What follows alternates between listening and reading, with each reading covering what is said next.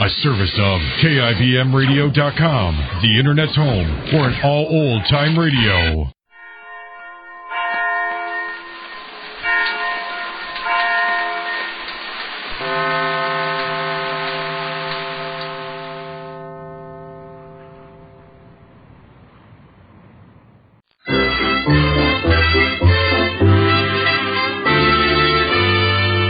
Lever Brothers Company, makers of Swan, the soap that gives you a wonderful new kind of suds, presents Our Friend Swan with My Friend Irma.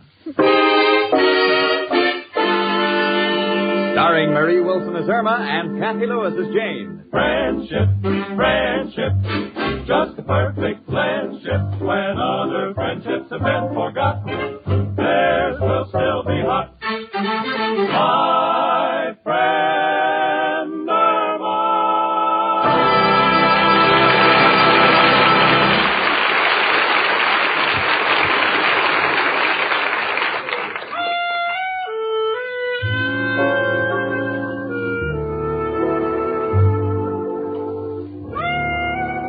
You know, when you live in a teeming metropolis like New York for any length of time, you tend to become blasé. And you develop the feeling that nothing can confuse or bewilder you. Then you run into someone like my friend Irma, and you're a babe in the woods again. Now, don't get me wrong, because I love the girl. It's just that, well, for instance, the other night I noticed Irma putting X-ray pictures in her hope chest. So I said, Irma, why are you putting those X-ray pictures of Al in your hope chest? And Irma said, because I read that the way to a man's heart is through his stomach, and I want to see how I'm doing. Well, that's Irma for you. In fact, she thinks that when a marriage goes on the rocks, it's because the honeymooners went over Niagara Falls in a barrel. Anyway, right now she's holding her forehead. Irma, what's the trouble? I have a headache. A headache? Yes, in my head. I've had it all week, especially at work. Well, honey, maybe it's your eyes. You probably need glasses. Oh, Jane, don't say that. I could never wear glasses. Al wouldn't like a girl who wore eyeglasses. Well, what do you care about Al, just so long as you see better? Jane, what's the sense of being able to see better if you haven't got a fellow to look at? Oh, look, sweetie, your health comes first. I don't see how you can worry about losing a man who hasn't worked for 5 years. A man who, when he sees the sign, help wanted, interprets it as measles, keep out. Oh, Jane, please, don't be so harsh with Al. All men have some weaknesses. Some don't work, some don't dance, some don't swim. So what? Well, suppose Al was out in the ocean drowning. What good would it do me to say, there goes my boyfriend, he can't swim, but he has a job? Besides, jobs are scarce. Oh, sweetie, don't be ridiculous. Jobs aren't scarce. Why, I may be holding down 2 jobs next week. 2 jobs? Uh-huh. Well, with Christmas coming on, I can use some extra money, so I put in an application for some part-time work. In fact, I'm expecting a call any minute from Mr. Sloan. Well, that's wonderful, Jane. Yeah, it's wonderful if I don't have to sit around here worrying about your eyes, honey. Believe me, Irma, I've seen some most attractive women wearing glasses and some handsome men, and they get married, and they live very happily. Well, it may be all right for others, but not for me. I don't want my children born with glasses. Oh, sweetie, Hello? Yes, this is Jane Stacy. Oh, hello, Mr. Sloan. What? Oh, of course the extra work won't be a strain on me. I'm in perfect condition. You'll bring the ledgers and the reports over tonight. Fine, thank you, sir. Goodbye, Mr. Sloan. All right, come on, Irma. I'll take you over to Dr. Davis, the eye doctor. No, Jane, I won't go. I don't want to wear glasses. Oh, honey, you say you have headaches. I know. I have cold feet, too. That doesn't mean I have to wear snowshoes. Honey, this is different. If you don't get glasses, your headaches will get worse. You'll become dizzy. Oh, what am I saying? Irma, please, will you be reasonable? No, I'm not going to be an old maid all my life. I'd rather see double than remain single. But, Irma, honey... No, I won't go. All right. Stay in the bedroom and be stubborn.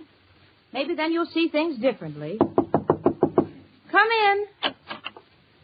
Only me, Professor Kropotkin. Hello, Janie.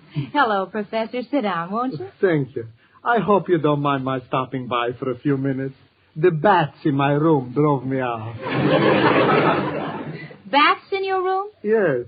Mrs. O'Reilly came up to collect the rent, and in each hand she was swinging a bat. Tell me, Janie, where is my darling little Irma? Oh, she's in the bedroom, Professor. I'm awfully worried about her. Poor Irma. I was afraid someday this would happen. How violent is she? No, it's her eyes, Professor. I think she has to wear glasses. Is that all? She won't even take an examination. Why not? What is she afraid of? There can't be anything seriously wrong. Believe me, if they examined her whole head, they wouldn't find anything. No, that's not it, Professor. It's her vanity. You see, she's afraid she'll lose Al. That's ridiculous. How could she lose him? I guarantee if anybody found him, they'd return him. You know, I just can't understand this foolish phobia that Irma has against glasses. Oh, it's a natural thing, Janie. My eyes aren't so good, but I refuse to wear glasses. Why? If I saw my room the way it really looks, I think I'd kill myself. Jenny, why don't you try talking to her some more? Oh, I can't, Professor. She's in the bedroom just crying her heart out.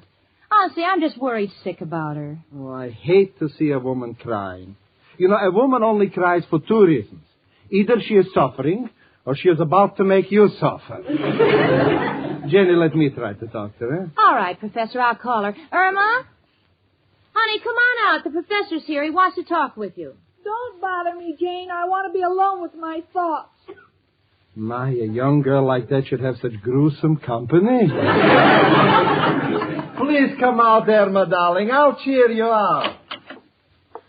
Nothing will cheer me up. I'm doomed. Doomed? That's ridiculous. Professor, will you please tell her that wearing glasses won't make the least difference? Certainly, Irma. You should consider yourself lucky. A lot of people have to go to work with bifocals. Professor, I don't care how they travel. I'm talking about appearances. Irma, you don't want to get glasses because you love Al and you're afraid you will lose him, right? Right. Honey, I've told you a million times, forget Al. There are plenty of fish in the sea. That's all right for Fridays, but what about the rest of the week? Oh, Professor, will you talk to her? Look, girls, I've got an idea that will solve everything. What? You go down to the 5 and 10. Buy a pair of cheap glasses. You'll wear them, and when Al comes in and sees you, he'll tell you how nice you look. You throw the cheap glasses away and get fitted with some good ones. Now, honey, that's practical. What do you say? Oh, all right, Jane. If you'll go with me. Sure, I'll go with you. And, Professor, I won't say toodaloo because I'll be right back. I'll just say bon voyage because it's raining.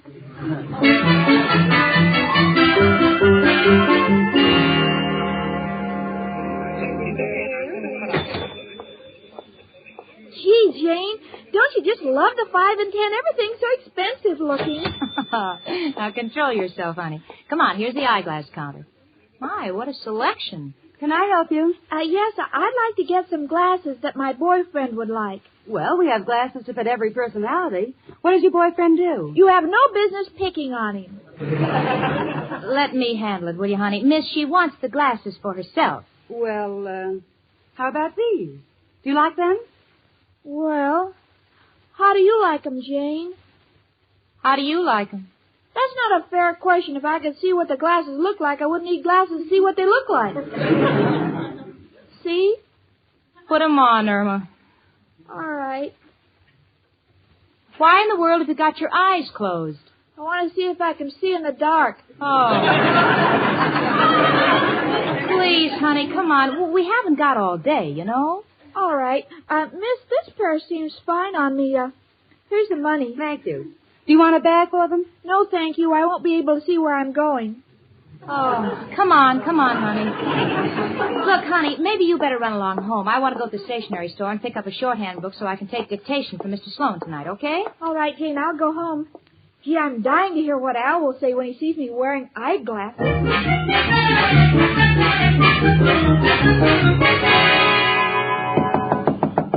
Come in. Hiya, chicken. Hello, Al. Notice anything? Yeah, the icebox is open. Who got here before me? mean something about me. Oh, that. Chicken, your slip is always showing. No, I mean on my face. Huh? Chicken, you're wearing glasses. Yes, Al, how do you like them? How do I like them has nothing to do with it. You're not the type for glasses. What are you trying to do, make people think you went to Harvard? Oh, but Al, lots of people wear glasses. Well, I know, but that's because they're looking for something. You don't have to look anymore. You already found me. Al, don't you like the way I look? Well, that's not the point, Chicken. I want to take a little inventory. Inventory? Well, sure. When a guy goes with a girl, he likes to think she's perfect. Now I find out about the eyes, it makes me a little cautious. Irma. What, Al? Are those your own teeth?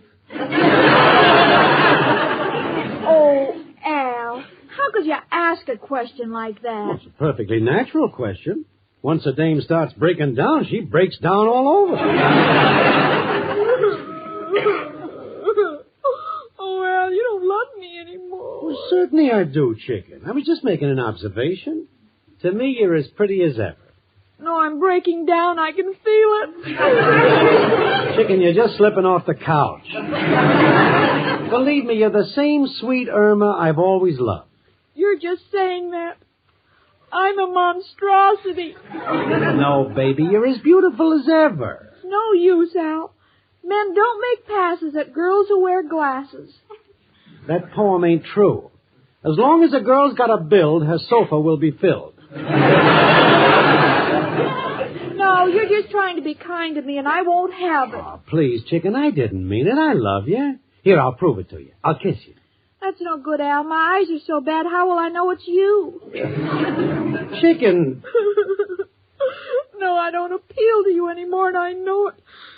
I don't want to ever see you again. Goodbye. Gee, I hope I didn't hurt her.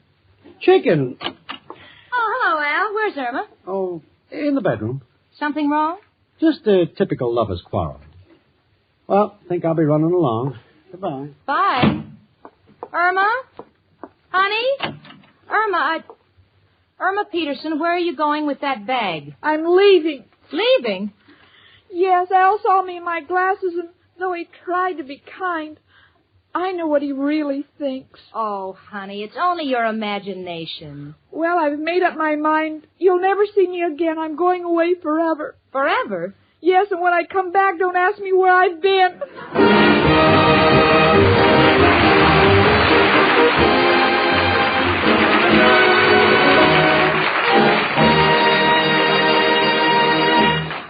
And now Susie Swan sings to us. Listen. My advice, says Susie, you like this brand new kind of lather, so be choosy. Swan gives you beauty lather, rich as cream. Your skin stays soft as any dream, and fresh as dew. I swan, do you? Says Susie. And ladies, if you make white floating Swan soap your complexion soap, you'll see for yourself that Susie Swan's advice is good advice. Because Swan really does give you a wonderful new kind of beauty lather for your skin. A new kind of lather that's so rich, so creamy, it smooths onto your skin as softly as a caress. A new kind of lather that whisks away dirt, leaves your skin so clean it fairly glows. And Swan is so mild, so gentle, that it pampers your skin while it cleanses. And Swan rinses away so completely, too. Your face doesn't feel drawn and over-soaped when you're through washing it. Instead, it's left smooth and fresh. Another advantage of Swan's wonderful new kind of beauty lather. Another reason to get Swan soap for a new and wonderful kind of complexion care.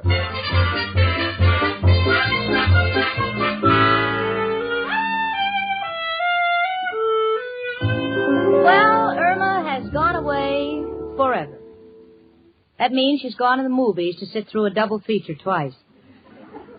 You see, that's Irma's idea of Siberia. Whenever Irma gets mad at Al, she packs her bag and goes to the movies.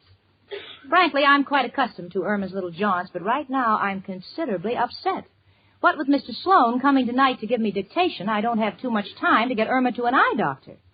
Since she's complained of headaches, I really feel it's my duty. Come in. Oh, Janie, I'm so glad you're home. Oh, It's you, Mrs. O'Reilly. Is there anything wrong? Oh, I just came from the movies and I saw Irma. Janie, I've never seen anything so pathetic. There she sat crying like a baby. Crying and eating peanut brittle. Yeah. Did you speak to her? I tried to, but she wouldn't let me. She said her heart was breaking and she was having trouble following the plot. Janie, what's wrong? Oh, it's really nothing too serious, Mrs. O'Reilly. Irma may have to wear glasses, and she's afraid she may lose Al. I just can't get her to go to the eye doctor. Well, maybe I can help. How? I'll show her a picture of my husband and tell her the truth. That if I'd taken care of me eyes and could see well, I never would have married anything that looked like that. Bless his insurance and may he rest in peace. No, thank you, Mrs. O'Reilly. I'm afraid it'll take something more persuasive than that.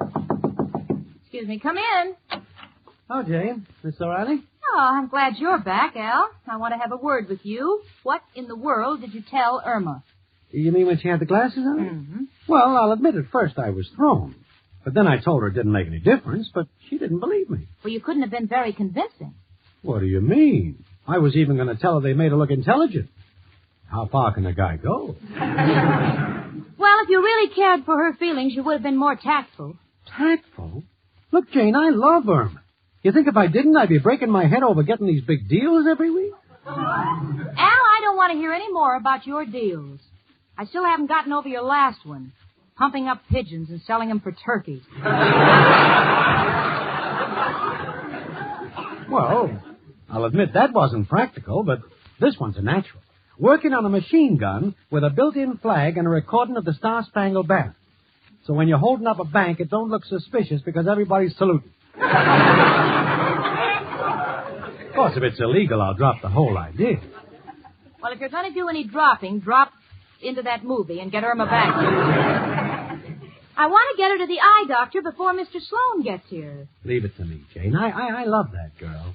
I'll get her out of that movie if I have to pay to get in. Be back. All right. Well, Jane, if you'll excuse me, I'm going up to Professor Kropotkin's room. I want to do a little mopping. Mopping? This isn't Wednesday. I know, but he's behind in his rent, and it's the only way I can get him out from under the bed. See you later. Hello? Hello, Jane. Oh, Richard, I'm so glad you called. You've got to help me. What's wrong? I want to get Irma to the eye doctor. I think she needs glasses, but she refuses to wear them because she's afraid she'll lose Al. Is that something to be afraid of? Well, Richard, that's beside the point. But what am I going to do? Well, it's very simple, Jane. You know how Irma looks up to you. Why don't you go down and buy a pair of cheap glasses? Then I'll drop by and rave how wonderful you look. Oh, yeah. Yeah, I get it. In other words, if I don't lose you wearing glasses, then Irma will know she won't lose Al. Exactly. Good. I'll go right out and get the glasses.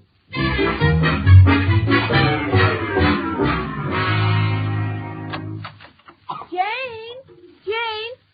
Oh, Al, Jane isn't home yet. Chicken, will you forget, Jane? I've been trying to tell you all the way home. You're all wrong feeling that way about glasses. Oh, I don't know, Al. Can prove it to you, Chicken. The finest people wear glasses. Now, you take them society people. When they go to the opera, what do they wear? Opera glasses, right? Right. Yeah. Well, at lawn parties? I know they all wear lorgnettes. Check. And take the man of distinction. They all have glasses. One in their hand and one on the table. But, Al,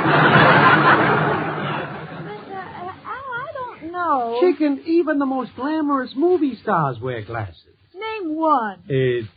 Harold Lloyd. Oh, hello, honey. Glad to see you back home again. Have you unpacked? Yes, I didn't like the picture. Oh, Jane, look at you. What's the matter? You're wearing glasses. Oh, yeah. While I was out making an appointment for you with Dr. Davis, he examined my eyes and prescribed glasses. Oh, I see. Jane, why are you winking your eye at Al? Oh, was I winking? Oh, that must be the one with the drops in it. But, Al, why did you wink back at her? Merely returning the courtesy. Jane, you're not afraid of Richard giving you the air on account of glasses, are you? Not me. Love my glasses. I think a girl's health comes before everything else. You're right, Jane. Well, take Sleeping Beauty. Dame was a pip, but they couldn't wake her up for 60 years, so what good was she? You understand, Irma? Yes, but Richard hasn't seen Jane yet. Well, I don't think it'll be long. Come in, Richard. Hello, everybody. Why, Jane, you look positively radiant. I've never seen you so ravishing. What have you done? Can't you see? I'm wearing glasses. Glasses? Darling. He still loves her. Didn't I tell you, honey? The proof of the pudding is in the eating. Well, I'm not hungry. But I think it's wonderful. Richard, I'm glad you like me in glasses. Like you. Jane, I have to leave now, but please don't move for a moment. I want to remember you just as you look now. Goodbye. Gee, I think Richard needs glasses, too. He walked into the closet. I'm sorry. I guess I was carried away by Jane. I got the wrong door. Goodbye. Well, now, Irma, you see, I've got glasses on. I didn't care what Richard thought. Jane, are you sure you're not playing a trick on me? Do you really need glasses? Why, of course I do. Sure. My eyes are bad. Come in. Good evening, Miss Stacy. Oh, hello, Mr. Sloan. Oh, Mr. Sloan, this is my roommate, Irma Peterson, and her boyfriend, Al. Happy to know you both. I hope you don't mind my coming a little early, Miss Stacy. You see, there's so much work to be done, and... Say, I didn't know you wore glasses, Miss Stacy. Oh, these? Oh, well, I really don't. She just got them, Mr. Sloan. Her eyes are very bad. Bad eyes? Well, this may make a difference. Oh, it's really nothing. You see, I'm sorry, Miss Stacy, but if your eyes are tired... Really, they're not tired. Oh, no? Mr. Sloan, the only reason they're open is because they're yawning. Jane, why don't you phone Mr. Sloan later on? Yes, thanks, Al. I'd like to discuss this further. No need for discussion. If your eyes are bad, there's no use making them worse for just a few extra dollars. Maybe next year. Goodbye. Jane, why are you biting your lips? Because I'm eating my heart out the hard way. And your eyes, are those tears? Or are they watering? Watering. They've just gone down for the third time. Well, your glasses will take care of them. Yes, they already did. But good. Jane, I'm convinced if eyeglasses are good enough for you, they're good enough for me.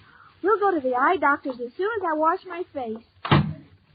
Now, take it easy, Jane. It's just one of them tough breaks. He had a walk-in just when I was putting on an act for Irma.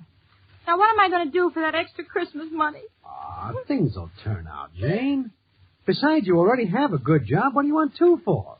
Working's bad enough, but why make a hobby of it? Gee, I counted on it so, Al. I guess Irma comes first. If we can get her to the eye doctor by hook or by crook, I guess it was worth it. Well, I'm ready. Come on, chicken. No, Al, as much as I love you, you better take Jane's arm. She's wearing glasses and she may trip. If I do, it'll be over my own dead body. Come on, let's go.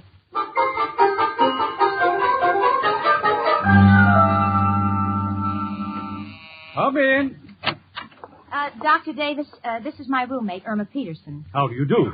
Oh, all right, I guess. I have a pretty good job. How do you do? I beg your pardon? Dr. Davis, I would like to have her examined. But I'm an eye doctor. What she needs is... Never mind. Just please examine her eyes, will you, Doctor? I'll wait outside in the reception room with Al. All right, Miss Peterson. Right behind this screen. That's it. Now, sit up on this chair. Fine. Shall I open my mouth and say, ah? That's not necessary. Well, I thought you might want to see how the back of my eyes look. Miss Peterson, if you'll just kindly cover your right eye and read the first and second rows from the chart in front of you. First and second row? Exult. Unifrist. Gosh, Doctor, where'd you learn how to spell? Bless my dilated cornea. Miss Peterson, those are not words.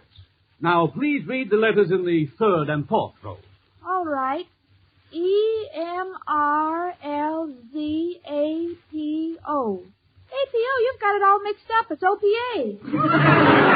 Oh, but don't worry about it. It's been repealed. Your sign is out of date. I'm much obliged. Next line, please. QLT. Next line. RXG. Thank you. Made in Rochester by Hackney Screen Company. You can read that? Certainly. Miss Peterson, I've got news for you. If your eyes were any better, they'd be headlights. Thank you. Goodbye, Doctor. Good day. Oh, honey, how'd you come out? Gee, Jane, the doctor says my eyes are perfect. Perfect. But you say you've had headaches all week at work. That's right. Oh, Irma, this is just driving me crazy. I've lost that extra job on account of you. What could it be? Well, I don't know, Jane, unless it's because I haven't been eating all week. Well, of course, that can cause headaches. Why didn't you tell me in the first place, and why haven't you been eating all week? Al has been buying my lunch.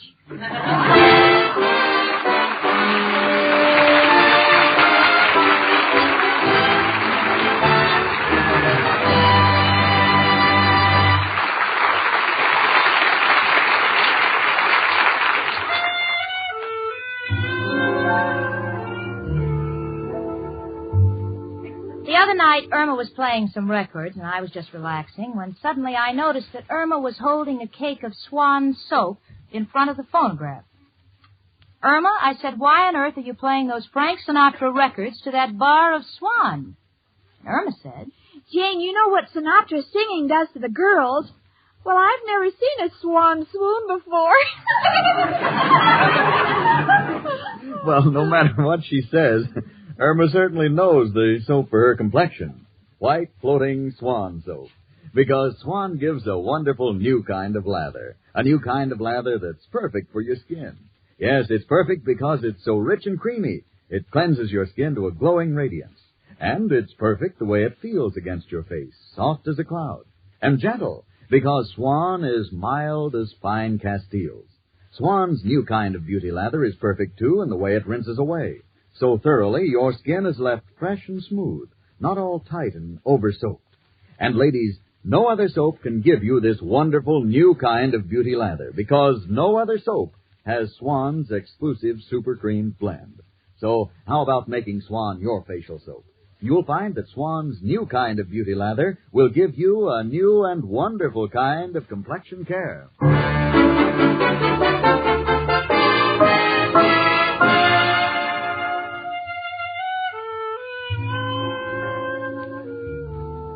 well, I did some fast talking, and I got that extra job back with Mr. Sloan. And Irma? Well, she's buying her own lunches again. She's perfectly healthy. But she still can't understand why I no longer wear glasses. So I said, you see, Irma, I've been doing eye exercises. And when you exercise, you get stronger. And Irma said, well, Jane, I've been thinking for years, and it hasn't made any difference. And you'll find out that's the truth if you ever talk to my friend Irma.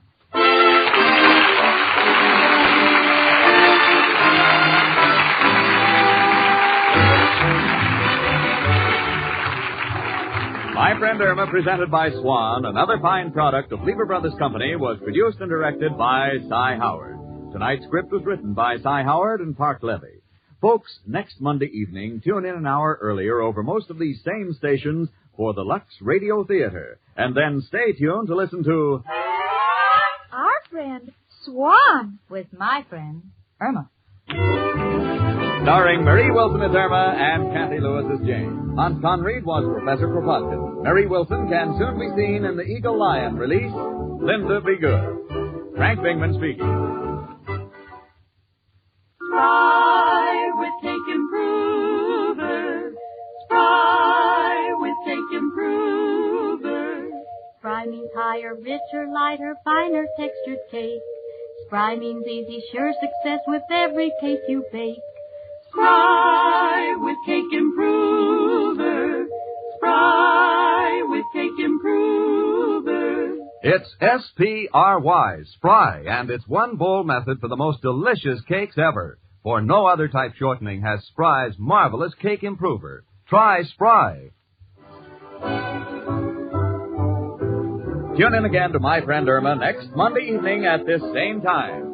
This is CBS, the Columbia Broadcasting System.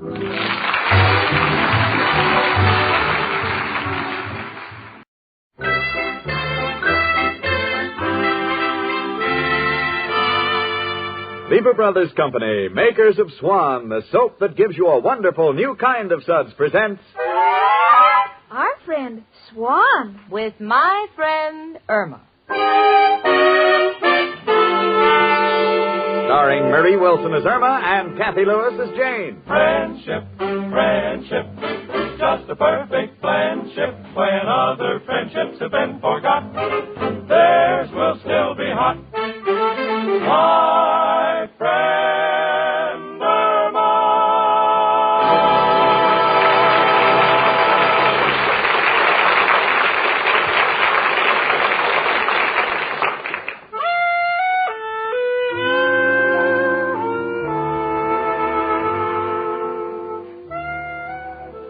My name is Jane Stacy, and I live with Irma Peterson.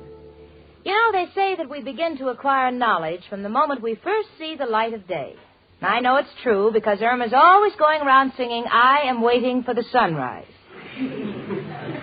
Now, don't jump at conclusions because I love Irma Peterson, but it's so hard to make her understand things. For instance, the other night we were discussing names, and I mentioned that Johnson means son of John, and Michelson means son of Michael, and Irma Peterson said, Gee, then I must be Irma, son of Peter. Well, those things you just don't fight. Especially this lovely Sunday morning when the thoughts of the wonderful time that I had last night are still fresh in my memory. Irma. Yes, Jane? I'm so sorry you weren't with us last night. Richard took me to the Starlight roof of the Waldorf. We rumbled all evening. It was just heavenly. I had a date with Al. Yeah, I know. What did you do? Well, Al walked me down Broadway and let me read the news bulletins on the Times building. Naturally. What else? And then you know the bus that goes to Chinatown? Yes. Al showed me the bus. It's a reckless plunger if ever I saw one. What else did you do? Well, then we ran out of money. So we went to the park. We went to the park and sat on the bench. I see. You know, the poor have fun, too. Yeah. Yeah, I know, Irma, but, honey, how can you let that no-good loafer see you Saturday after Saturday without ever spending a nickel on you? What can I do? Well, at least if you could get him to dance, you and Al could go out with Richard and me. I'd love a double date. But, Jane, Al dances. Irma, I have seen Al dance with you. And when he swings his legs, it can only be described as the try for the extra point after a touchdown. On a slippery field with a wet ball. Well, it's the only step he knows. He said he learned it running between railroad ties. Well, I don't care what he says, Irma. It's up to you to make Al toe the mark. What do you mean? Well, today any half-civilized man can dance the rumba. You know how. Why don't you teach him? Well, Jane, I'd love to make him half-civilized, but he's against it. Well, I have nothing more to say, and you deserve everything you get. Hello? Hello, Jane. This is Richard. How's my favorite boss today? Oh, swell, dear. Say, Jane, keep tomorrow night free. Yeah? I'm expecting Mr. and Mrs. Delbert Watkins of Chicago. He's an important client, and I want you to help me entertain them. You know, dinner, dancing. Oh, that sounds like a lot of fun. Well, it would be nice if we had another couple along so it wouldn't look so much like business. Do you know anyone we might invite? Well, there's Irma and... Oh, you said dancing. Yes, I see what you mean. I remember Al's dancing. Thought he was trying to impersonate a wounded grasshopper.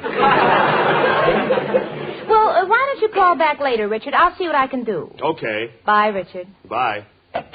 There, now, you see, Irma, Richard would love to have you and Al along tomorrow night. Honey, now, this is your chance. Al's coming here. Why don't you spend the afternoon teaching him a simple rumba step? Oh, it's no use. Al would get tired, and second thing you know, we'll be back on the sofa where he wanted to be in the first place. Oh, Irma, I can't understand you. You like to dance, don't you? Oh, certainly. Why, I once won a cup in Minnesota dancing the rumba with Harvey Connors. Well, I only wish he was here now. Oh, he is. You mean in New York? Yes, and he's very successful. He lives at the YMCA. Well, honey, now that's enough for me. You're going to phone him. Oh, no, Jane, please. I couldn't go out with another fella. That would be going behind Al's back, and then I couldn't face him. Oh. Don't be such a martyr, Irma. You're young, sweetie, and you're pretty. Be fair to yourself. Now, how long have you known Al? 5 years. And what has he spent on you in that time? 5 years. And you're worried about him. You know, it just burns me up. I never heard of a man so against dancing. Come in. It's only me, Professor Kravotkin.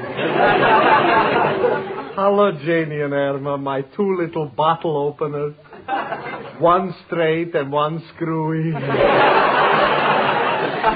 Why, Professor? Excuse me, a little joke I picked up in the hardware store. Professor, you can help me prove a point with Irma. I maintain that every man dances. Do you? By me, it's a must. You see, Irma? Well, where do you dance, Professor? In my room. Heater's broke, fireplace don't work, got to dance to keep warm.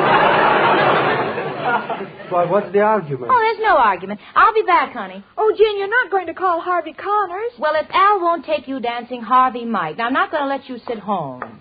Goodbye, honey. Irma, what's the matter? Oh, Professor, if you were a girl and your boyfriend couldn't dance and you had a chance to go out, would you take it like a man if you were a girl? I'd like to give you a straightforward answer if you could only straighten out the question. Well, Jane's going to invite my old boyfriend Harvey to take me dancing, and, well, that would be two-timing Al. I love Al. What shall I do? Uh-huh. Well, Irma, there is an old saying. Well, what is it? A bird in the hand is worth two in the bush. But how does that apply to me? It doesn't. This is a saying for bird lovers.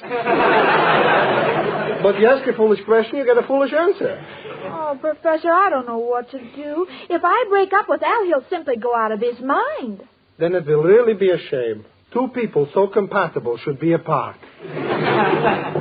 Oh, see who it is, Professor. If it's Al, and I say, come in, Harvey won't come in. We take no chances. Welcome, stranger. Stranger?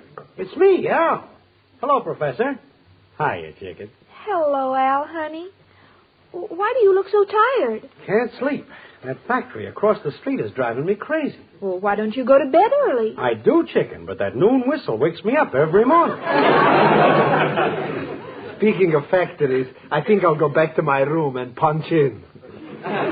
Punch in? Yeah, the door is stuck. Well, as they say in English, pip pip. What a language. Al, I'm glad of this chance to be alone with you because I want to talk to you. Sure, chicken. What about? Well, if I said it was for my sake, would you learn the rumba? The rumba?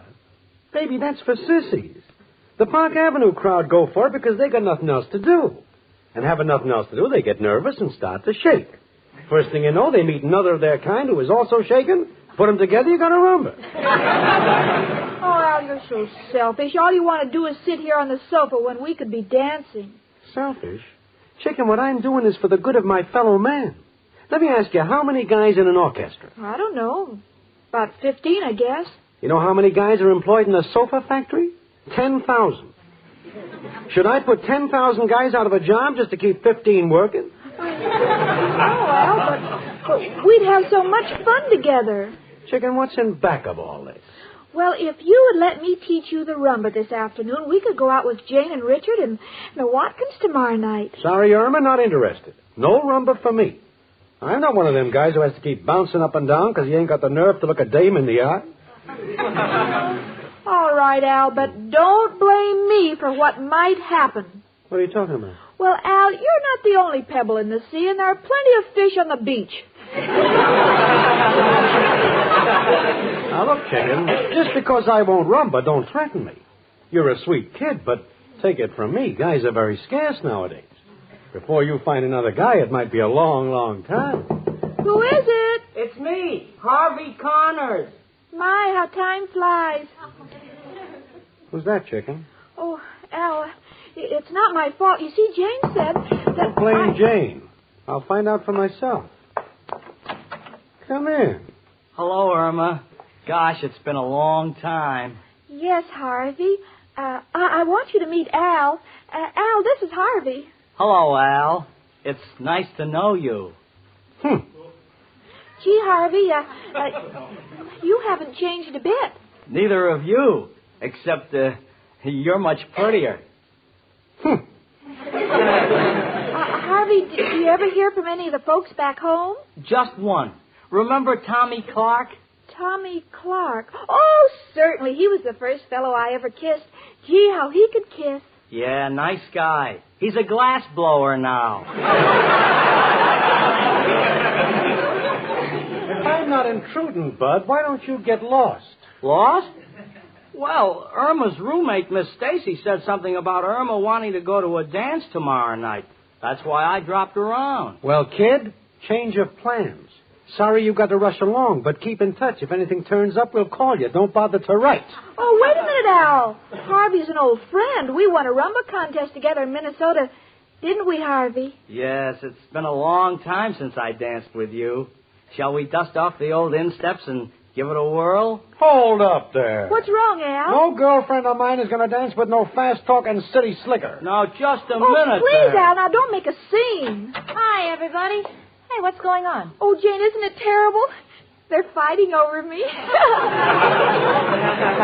They're fighting? Who? Oh, this must be hard. Huh? How do you do? Time to get out, Jane. Now, wait a minute, Al. Irma is entitled to some pleasure, and if you don't give it to her, she'll get it elsewhere. Oh, yeah? Well, not with this guy. And how are you going to prevent it? Well, I'll Say it, Al. learn the rumba. Oh, Al, thanks. I'm sorry, Harvey, but thanks for volunteering. Oh, perfectly all right, Irma. To tell you the truth, I'm glad it turned out this way. You see, this is the same suit I wore when we won the rumba contest, and it's a little tight on me. Well, goodbye. Goodbye, Harvey. Well, Al, I'm glad to see that you're such a good sport. Yeah, well, don't rub it in.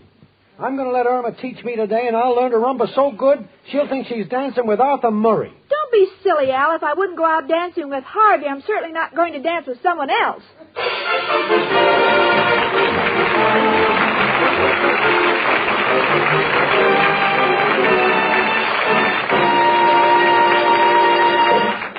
And now Susie Swan sings to us. Listen.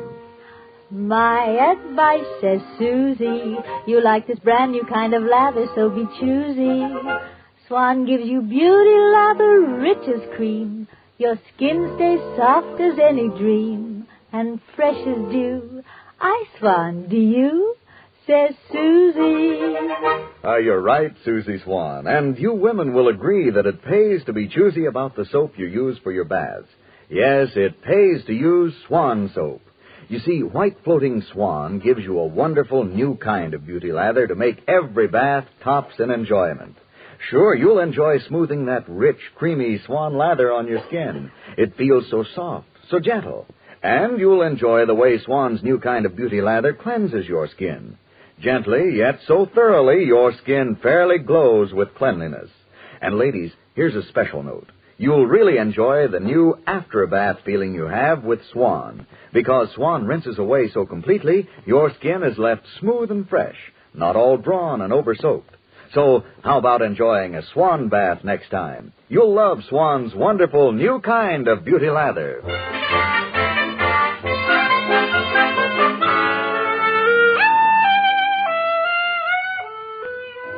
Well, the stage has been set for Al's first rumba lesson. The carpet's been rolled up, the furniture's been pushed back, and the phonograph is poised for the opening gong.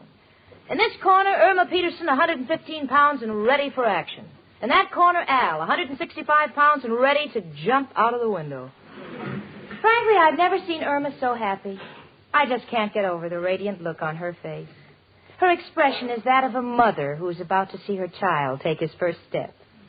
I have a feeling that Al doesn't want to come to Mama. Irma? Yes, Jane? Change the needle in the phonograph. It's all ready. Thanks. Are you ready, Al? Well, look, chicken, I know I promised, but why should I learn the rumba when I got a whole mess of Charleston steps I've never even used yet? Oh, come on, Al. Be a good sport. I'm anxious to see how you do, because I want to phone Richard if you're joining us. Come on. We'll show you. Come on, Al. I feel like I'm going to the dentist. Now, Al, first I want you to get to know the rhythm of the rumba music when you hear it. Start the music, Jane. Okay. Oh, I'm sorry. The wrong record. Want me to dance or salute? Oh. I'm sorry, Al. Here it is. It's a wonderful rumba. Si bonnet. Oh, hold it just a minute, Jane. I want to show Al the correct position for the rumba. Now, Al, take my hand. Oh, no, not so close. Stand back. That's it. Chicken, if we're going to stand this far apart, there's no point in dancing with you. I can just call you up on the phone. No, Al, that's correct. Well, it might be correct, but it ain't fun. Now, come on, kids. Here goes the music.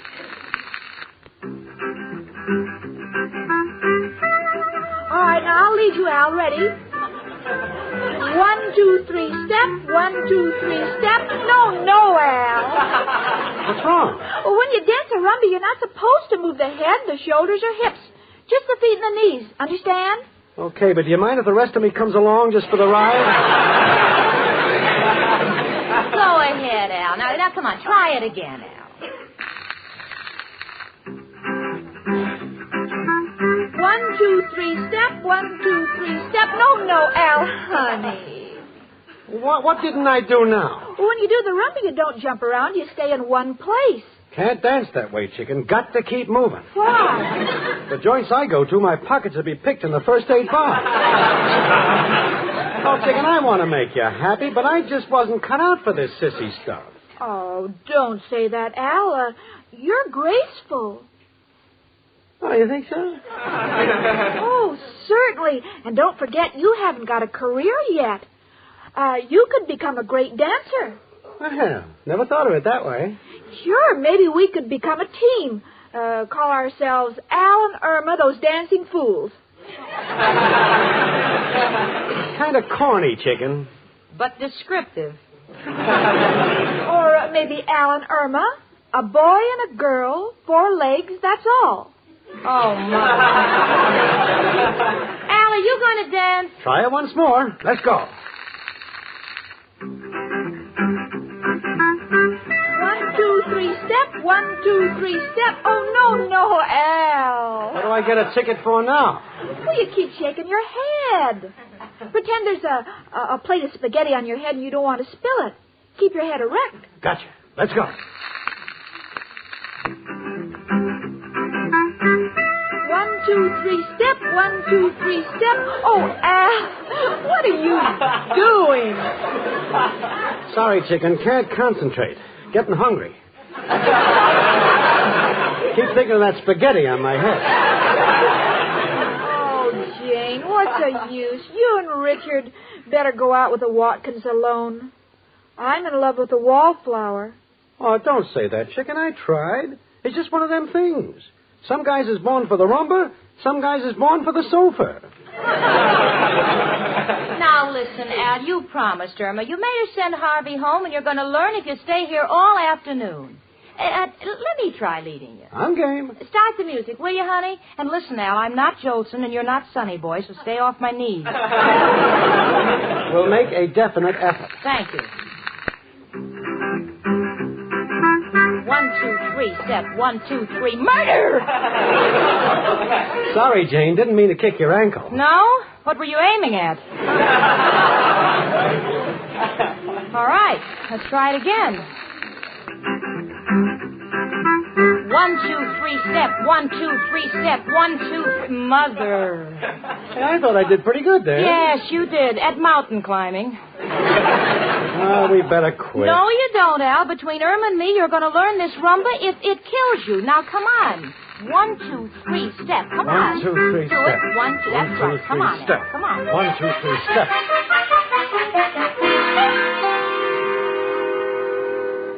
Well, girls, how'd I do? Well, Irma, say something. Jane, speak. Well, the two of you are just going to lie on the floor like that, upside down. Jane, do you want some water? No. See if you can get plasma. Oh, now, cut the kidding, Jane. I wasn't that bad. No? Well, let me tell you. Come in. Hello, Emma. How are you, Jane? Oh, hello, Richard. I was just going to call you. Say, what happened to this room? Looks like the Super Chief's been through here. No, we were teaching Al a rumba. We're waiting for our battle stars. Jane, I don't know what to do about tomorrow night. Watkins just wired, and he and his wife would like to see the floor show at Bowery Sam's, and I can't get a reservation. Bowery Sam. Shouldn't be hard to fix. Well, Al, if there's any way in the world you can swing it, I'd be most appreciative. Now, Watkins' wife is a little eccentric, but he's a big client, and you know what that means. See what I can do. Only one man who can help us. Who, Al? Who else but... Hello, Joe. Al, got a problem. Huh? Why I'm out of breath? Was learning the rumba. Yeah, it's a dance. You know, like Velos and Yolanda. Huh? No, they was never with Notre Dame. Joe would like to get reservations for a few friends at Bowery Sam's. What's the dope? Uh-huh. Uh-huh. Uh-huh. Mm-hmm. Now, hold it, Joe. No use, folks. What's wrong? The only way I can get you in is if you're my guest. Well, Al, that's wonderful. Oh, no, chicken. Bowery Sam's a classy place. No use me going. Jane would be embarrassed. I can't rumba. Who says you can? You did. Oh, Al, I was just kidding you. Oh, yeah? How about when I kicked you in the ankles? Well, that's the latest step, Al. They're doing that all over Bolivia. Is that right, Richard? Yes, and parts of the Argentine. I saw it way over Jersey. You're not kidding me. Of course not, Al. Well, I knew I had talent, but I didn't think it worked so fast. Okay, I'll fix it up right now. Hello, Joe. Al, coming over with party of 6 tomorrow night. Huh? No, you don't have to worry. Somebody in the crowd will pay. Goodbye, Joe. Well, it's all set. Now, look, Richard, I want this understood. If I go along, I want to pay my own way. Oh, no, I wouldn't think of it. Okay. Come on, Irma, sit with me down the corner while I get my shoes shined. Want to look good tomorrow night. But, Al, why don't you wait until tomorrow night to have them shined? Got the dime in the shoes now. Don't know what the future will bring. All right, goodbye, Jane and Richard. Bye. Bye, kids. Jane, do you think we were right in kidding Al into believing he could do the rumba? You know, that Bolivian step? Oh, it can't do any harm, dear. And what's most important, it'll give Irma a chance to have a good time. She's been home so much. All right, just as long as it can't do any harm.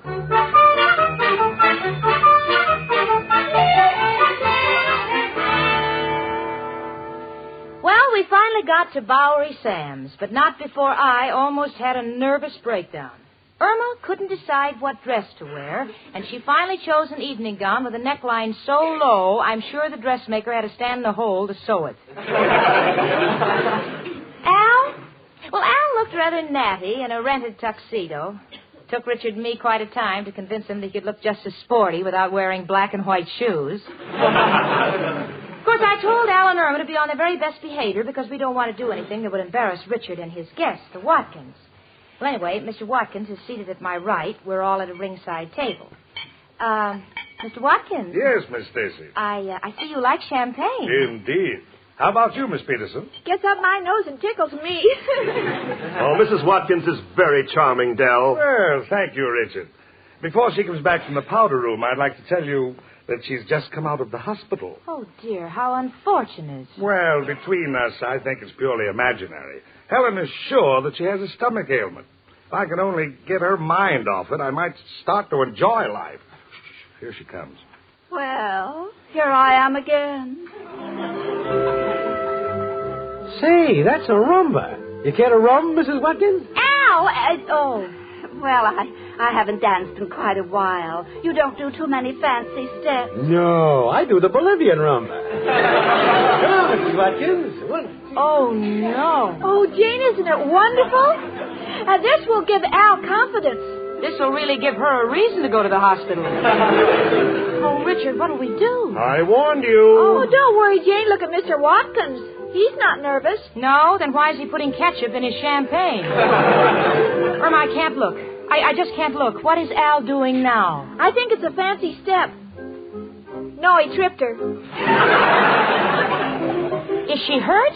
I don't know. She's not up yet. Oh, look. Now he's lifting her and spinning her. Jane, is that also done in Bolivia? Only in the unexplored part. Richard, I'm so sorry, honestly. Oh, Jane, they're coming off the floor. Is she still walking? Yes. On her hands or her feet? Well, here we are back. Darling, you're all right? Oh, never felt better. This sweet fool kept kicking me in the ankles so much I forgot all about my stomach. Well, that sounds like my old Helen. Here, honey, I know you haven't had a drink of champagne in 6 months, but how about a drink? Certainly, dear. Oh, don't bother pouring it. Just hand me the bottle. That a girl. And Richard, about that 50,000 shares of United, double the order. Thanks, Del. Oh, Al. Al, my ballerina. That was nothing. Wait till I find out what they're doing in Peru.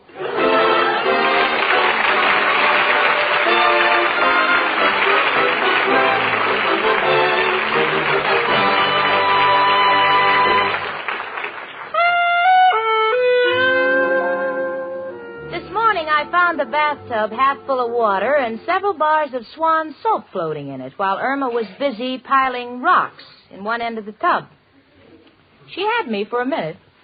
Then finally I asked for an explanation, and Irma said, I want the swans to have a place to dry off when they're through swimming. Oh, that Irma. She just won't make sense about Swan, except when she insists that Swan is the perfect soap for bathing. And that's good sense in anybody's language, because white floating Swan soap gives you a wonderful new kind of beauty lather to make your bath a real beauty bath. Sure, for one thing, Swan's new kind of lather is so mild, so gentle, it's kind to even the most delicate skin. And the way this new kind of beauty lather feels against your skin, so rich, so soft, such a relaxing bath. Yes, you'll really enjoy a bath with Swan, ladies. And you'll love the way your skin feels after a Swan bath, too. Because Swan rinses away so completely, there's none of that tight, over-soaped feeling.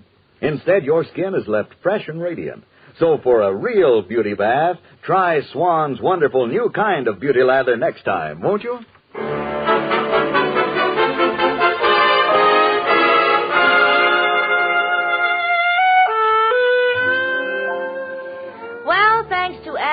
Bolivia, everything turned out just wonderfully. But our apartment is no longer the same. Every moment that Al and Irma are together, the phonograph is going and the joint is jumping. In fact, yesterday I said, Irma, you know, you and Al are fanatics about this rumba. Why don't the two of you ever sit on the sofa? And Irma said, Oh, Al says that's for kids. We have time for that when we grow up. And you know, the one person who will still be a kid at 90 will be my friend Irma.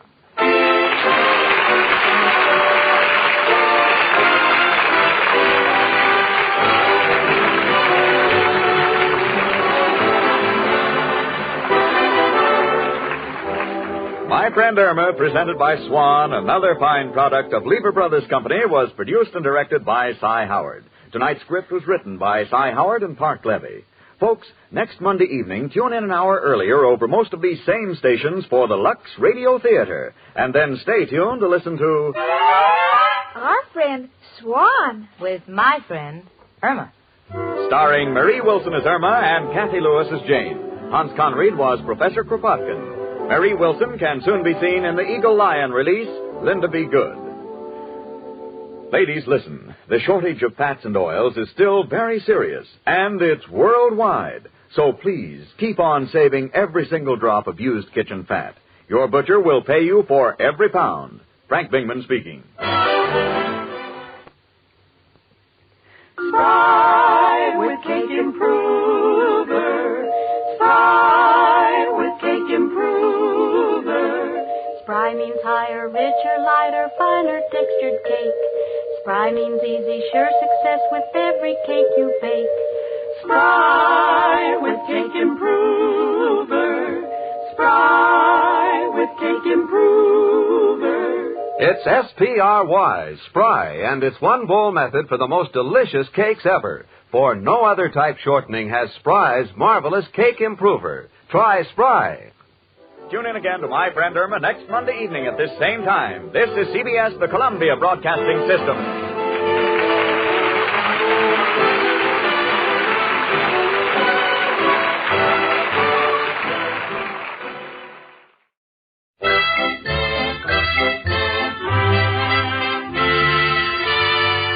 Lieber Brothers Company, makers of Swan, the soap that gives you a wonderful new kind of suds, presents Our friend Swan. With my friend Irma.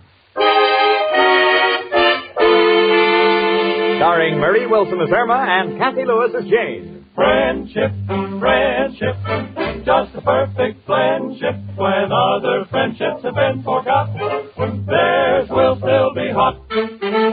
My friend Irma.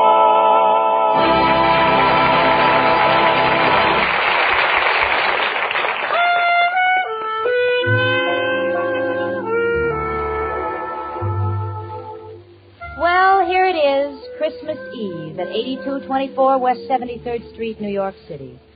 And on the third floor in apartment 3B, all is serene and quiet, except for Irma Peterson, who is reading. 'Twas the night before Christmas, and all through the house not a creature was stirring. Oh, look, Jane, a mouse! Now, don't get excited, don't get excited. It's lost. It's probably looking for Professor Kropotkin's room. Oh, gee, Jane, I've never been so happy on Christmas Eve. And that's because I have such wonderful friends. You and Richard and Mrs. O'Reilly and Professor Kropotkin and, of course, Al. Oh, by all means, Al. Of course, I can't really consider Al a friend because I'm going to marry him.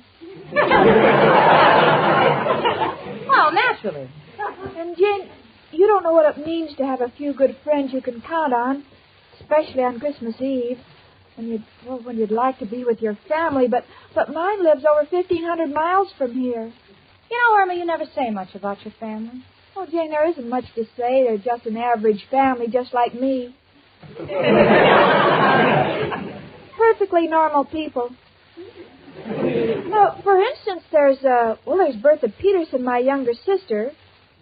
She's not as old as I am. Yeah, it figures. And there's my brother, Ernie Peterson. He's engaged. To be married, of course. Of course. Honey, what about your parents? I miss them the most. They were just like a mother and father to me. You know, that happens in most families, Irma. But, gee, they're all in Minnesota, and I'm here. But I'm not lonesome because I'm surrounded by good friends, and, Jane, I really appreciate them. That's why I'm giving a Christmas Eve surprise party tonight for you, Richard, Professor Kropotkin, Miss O'Reilly, and Al. Tonight? Mm-hmm. Oh, gee, Irma, honey, I don't know how to tell you, but you see... Tell me what? Well, dear, you see... excuse me a minute, will you, honey? Hello? Oh, yeah, hello, Richard. What? Yes, I know it's formal. No, I've never been to the Long Island Country Club. Yeah, I'm terribly excited. It'll be our first Christmas Eve together. Yeah, I'll be ready. Goodbye, dear. Jane, you mean you're going out tonight with Richard? Well, what about my Christmas Eve party? Well, honey, you didn't say anything about it, and Richard invited me to a Christmas party at the Long Island Country Club, and I'd hate to miss it. It's the affair of the season. But this is Christmas Eve, and I thought we'd be together. Christmas Eve isn't like other holidays, you know. Well, I realize that, honey. Oh, but I could understand if it was Independence Day. Then we wouldn't have to be together. We could be independent. Oh, honey. Honestly, honey, I'm terribly sorry, but there's just nothing I can do about it now. You see, Richard asked me weeks ago, and... Well, anyway, my not being here shouldn't spoil your party. You'll still have Professor Kropotkin and Mrs. O'Reilly and Al. I understand, Jane. I still have the others. Sure. Come in. It's only me, Professor Kropotkin. How are my two little Christmas trees? One full grown and one a little sapling. Professor. Excuse me, a little Yuletide joke. By the way, girls, a Merry Christmas to you both. Merry Christmas to you, too. Merry Christmas, Professor. I hope you'll excuse me for coming down. I don't mean to interrupt, but I wasn't feeling so good. And when I don't feel good, I always rush out of my room as fast as I can. Why? I wouldn't be found dead in that place. Well, girls, do you realize tonight's Christmas Eve? Oh, yes. And just look at that blanket of snow outside. Isn't it lovely? That is a matter of opinion. If Mrs. O'Reilly doesn't put glass in my windows, not only will I have a blanket of snow, but I'll have a carpet of the same material. Irma, you better ask the professor about this evening, honey, before it's too late. Oh, yes. Professor, will you come to my Christmas Eve party tonight? Tonight? Oh, Irma, I'm so sorry. You mean you can't come either? It can be helped, Irma. Tonight I'm playing my fiddle at the Gypsy Tea Room. I've been practicing all day. Oh, that's terrible. I know, but they pay me for it. Oh, gee, first Jane disappoints me and now you. Well, look, honey, the professor can't help it. He must earn a living. And after all, you'll still have Mrs. O'Reilly and maybe the Martins upstairs. And, of course, there's Al. Come in.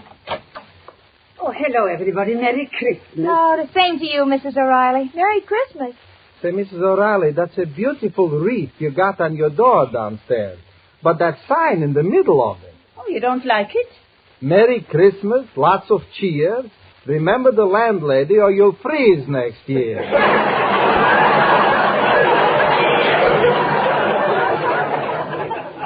To me, it's not a sentimental thought. Oh, Mrs. O'Reilly, I'm giving a big surprise Christmas Eve party tonight for you and Al.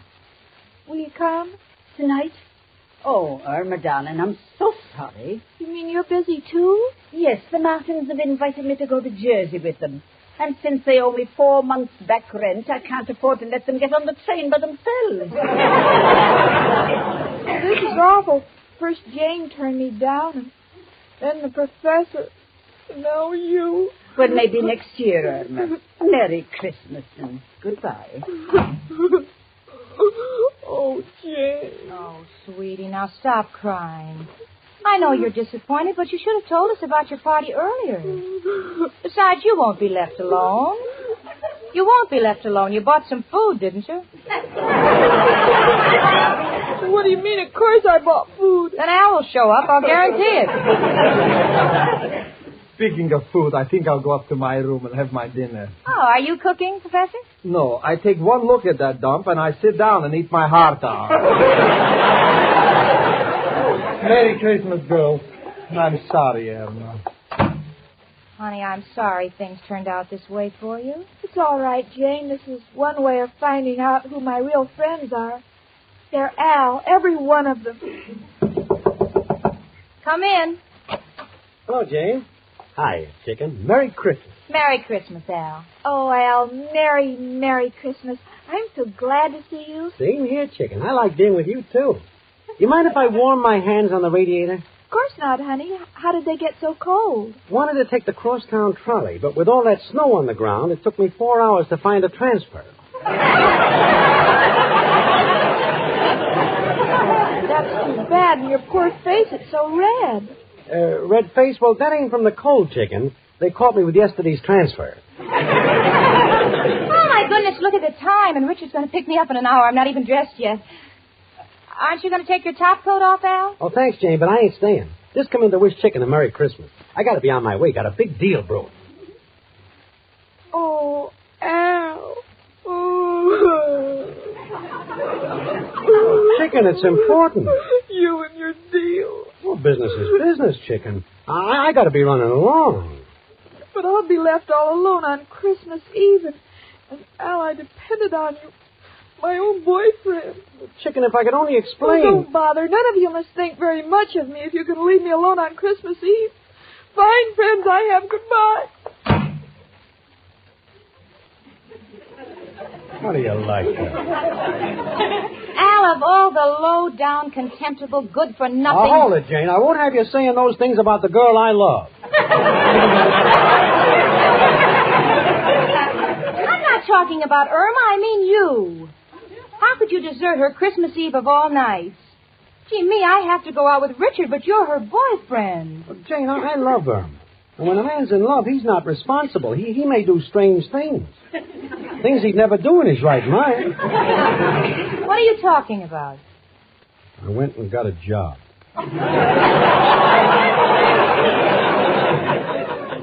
You got a job?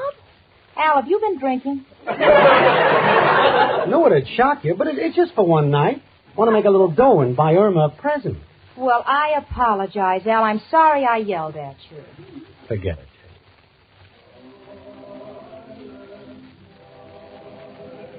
Oh, listen. Listen, Al, it's the Christmas carolers. See, that's pretty. I'd like to stay, but I got to get to work. Tell Irma I'll see you tomorrow. Goodbye. Bye, Al.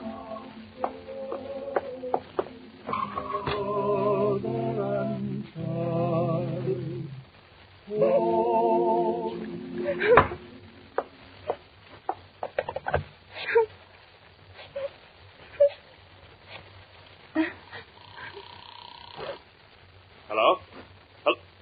Hello, who is this? It's me, Richard. It's Jane. Jane? Oh, what's wrong? You sound terrible. Richard, I can't go with you to the Christmas dance. Why not? Are you ill? No, Richard, I'm all right. It's just that, Irma...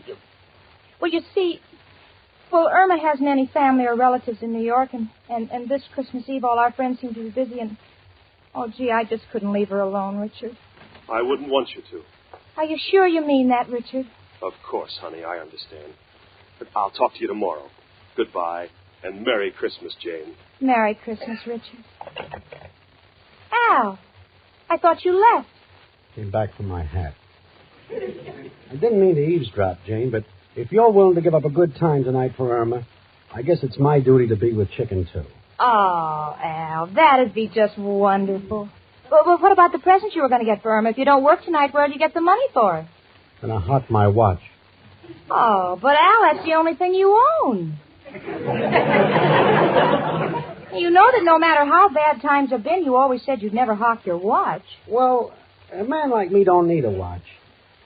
I sleep all day, so time is not important. And at night it's too late to do anything. Come in. Oh, it's you, Professor. Excuse me, Jenny. I've been thinking about poor little Irma, and, I decided to give up the job, so tonight I could be with Irma. Oh, but Professor, won't that cost you money? You get big tips during Christmas. On Christmas Eve, it's not important to make money. It's important to be with friends. After all, what's money? Well, it's pretty important. I see you've been talking to Mrs. O'Reilly again. No, my little Irma has no father in New York, so tonight Professor Kropotkin will be her father. Atta boy, Pop. Listen, Al, the first chance I get, I'm disinheriting you. Excuse me, everybody. I took the liberty of walking in. Oh, Mrs. O'Reilly, I thought you were on your way to New Jersey. Well, I changed my mind. I got to thinking about poor little Irma being all alone tonight, and I just didn't have the heart to go. I'm going to stay here with Irma. Oh, isn't that wonderful? Professor Kropotkin just said he's going to be her father. I'll tell you, if that's the case, I'll be her mother. I got news for you. If you're the mother, I'll be on the train for Reno in the morning.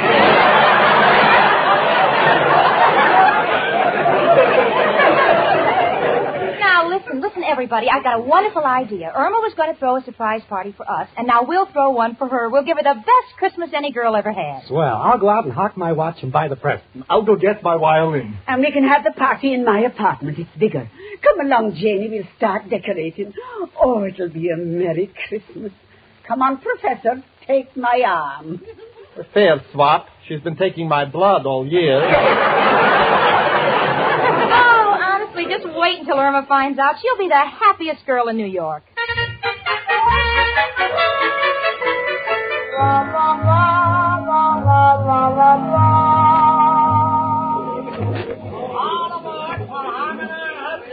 Albany, Syracuse, Rochester, Cleveland, and Chicago. Next, where to, miss?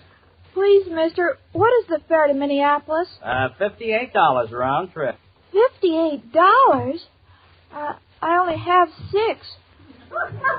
Where can I go for $6? $6?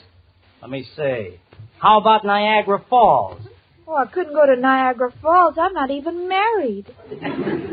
I'll find some other place to go. Merry Christmas.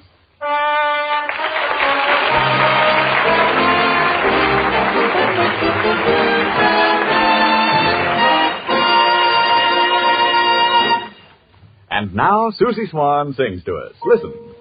My advice, says Susie, you like this brand new kind of lather, so be choosy.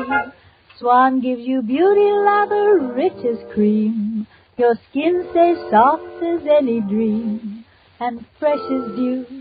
I fond you, says Susie. Say, Susie Swan, you must have been eavesdropping on some beauty experts to come up with such grand advice for the ladies' complexions. And for you ladies listening, I'd like to say that Susie's advice about Swan soap is well worth taking, because Swan's wonderful new kind of beauty lather gives you the kind of complexion care you've been dreaming of. Yes, Swan will leave your skin fresh, soft, and lovely. Now, for one thing, Swan's new kind of beauty lather is gentle for even the most delicate skins. Why, when you smooth on that extra rich, extra creamy lather, you can fairly feel how gently it cleanses, and how thoroughly. Your face is left glowingly clean. Then rinse your face, and you'll notice another Swan beauty advantage.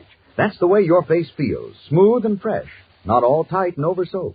No, because Swan's wonderful new kind of lather rinses away so completely. So the next time you wash your face, take Susie Swan's advice and try white floating Swan soap's wonderful new kind of beauty lather.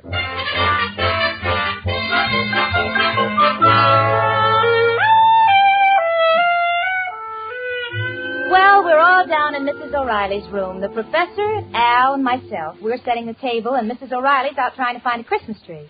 Irma's probably walking around the block. When we're all set to surprise her, we'll send Al out to find her. Right now, Al is beaming proudly. Come January the 1st, he will have completed a solid 6 years of steady unemployment. Professor Kropotkin seems to resent Mrs. O'Reilly's quarters. My.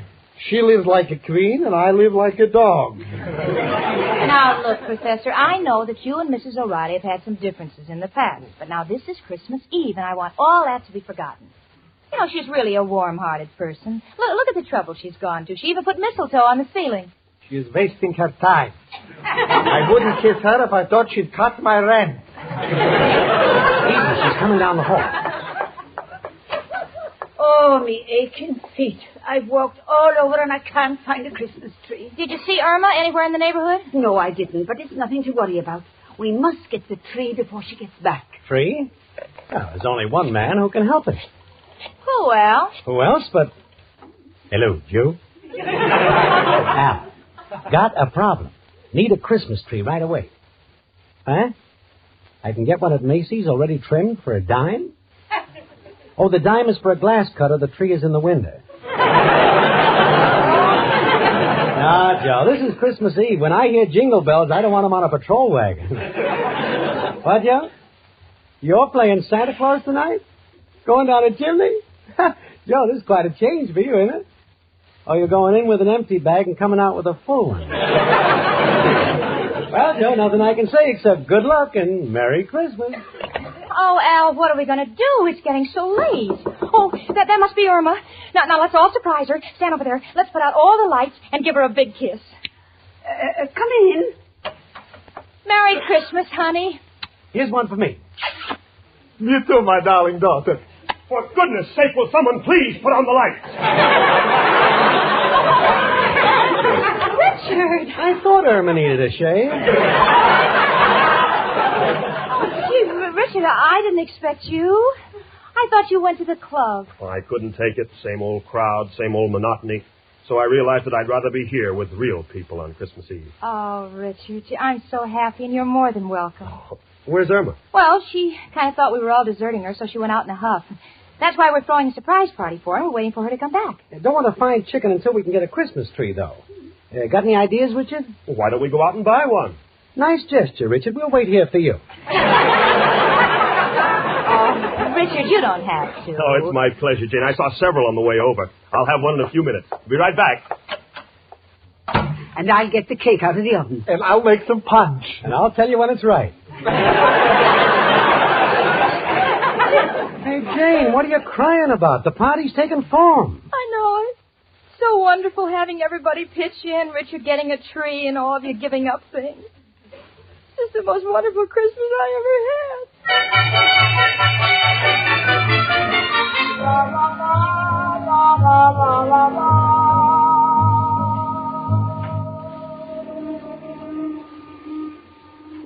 lady, this is your third round trip on this ferry boat. Ain't you got a home? Ain't you got any friends? No. Well, take my advice. Go get some. All right, I'll try. Thank you, and Merry Christmas to you. Jingle bell, jingle all the way. Sleigh. Oh, what fun it is to ride On a sleigh. on one horse. Hold it, fellas.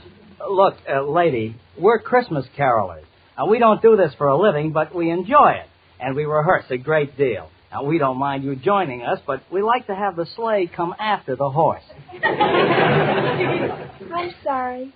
Okay, fellas. Let's do it again. Jingle bells, jingle all the way. Oh, what fun it is to ride. When the horse comes after the sleigh. Look, lady, would you mind running along? Oh, all right. I was just lonely. Merry Christmas. Come in, lady. Have you got a dime for a cup of coffee? Oh, yes, poor man. And Merry Christmas. Maybe you ought to have another dime for a donut. Oh, thank you. Oh, dear, I don't have any change. Would you like me to break that 5 for you? If you don't mind. Are you all alone in New York, too? Yeah. How about you? I'm from Minnesota. Minnesota? How well I know that place. You know, you look very familiar.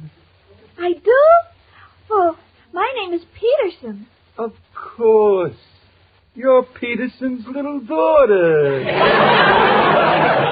My father's name is George. Yeah, let me think. Peterson. Say, that must be George Peterson. How did you know? Why, I remember. You used to live in, Minneapolis. Hey, let me see. George Peterson, Minneapolis. That's the place. I'll never forget a name. Oh, well, it's so nice to meet old friends. Yeah. Especially when you're lonely. You can keep the $5, sir. Oh, thank you. But this is only a loan. I'll return it the next time I see your father. Good old Fred Petersburg in Wisconsin.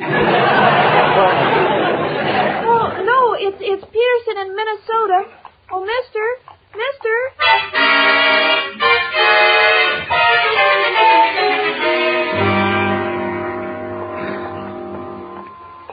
Oh, Al, we've walked for miles.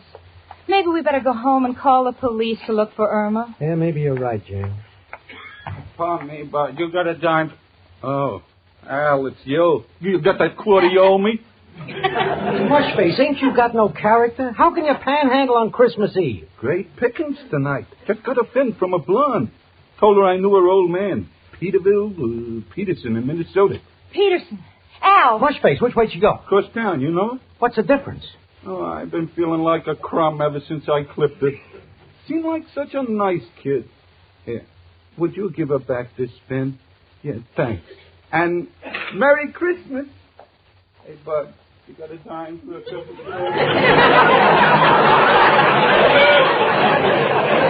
Come on, Al. Come on, let's go home and call the police. I'm really getting panicky. All right, Jane, I'm with you.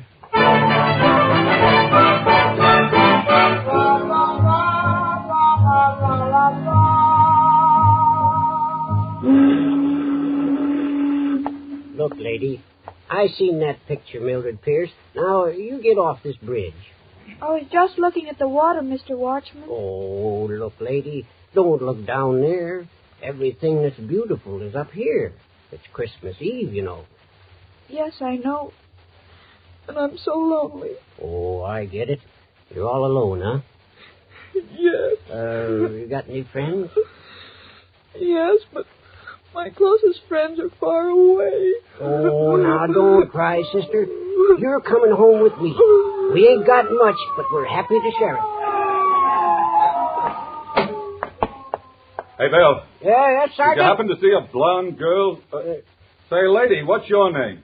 Irma Peterson. That's all we want to know. Come on along, sister. I didn't do it. I didn't do it. Didn't do what?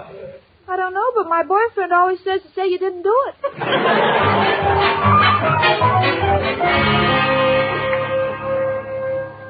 Now, look, Janie, we got to be brave. Now it's up to the police. They'll find her, but we got to take our minds off it. Mrs. O'Reilly, would you like to dance? Oh, I'd love to. I'll dance with her. I'll play the fiddle. Merry Christmas, everybody. Merry Christmas.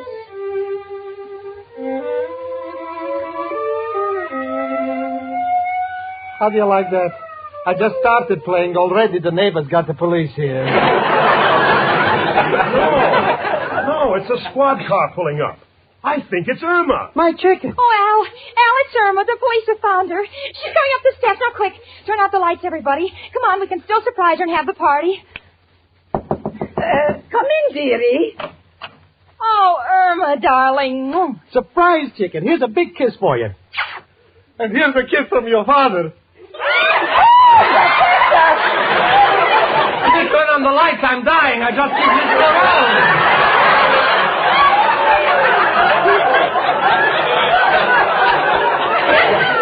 Oh, Irma, darling, Merry Christmas. Where have you been? You're all here.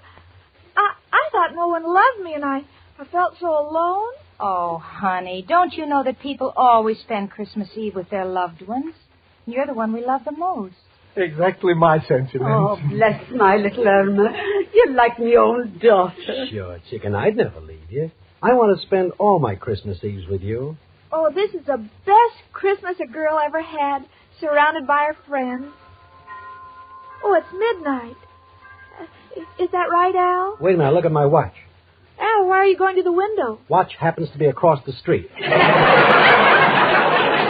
You're right, chicken. It's 12 o'clock. Merry Christmas, chicken. Merry Christmas, Al. And Merry Christmas, Professor Kropotkin and Mrs. O'Reilly and Richard and Jane and all our friends. Merry, Merry Christmas. And as for me, my sentiments are the same as those of my friend Irma.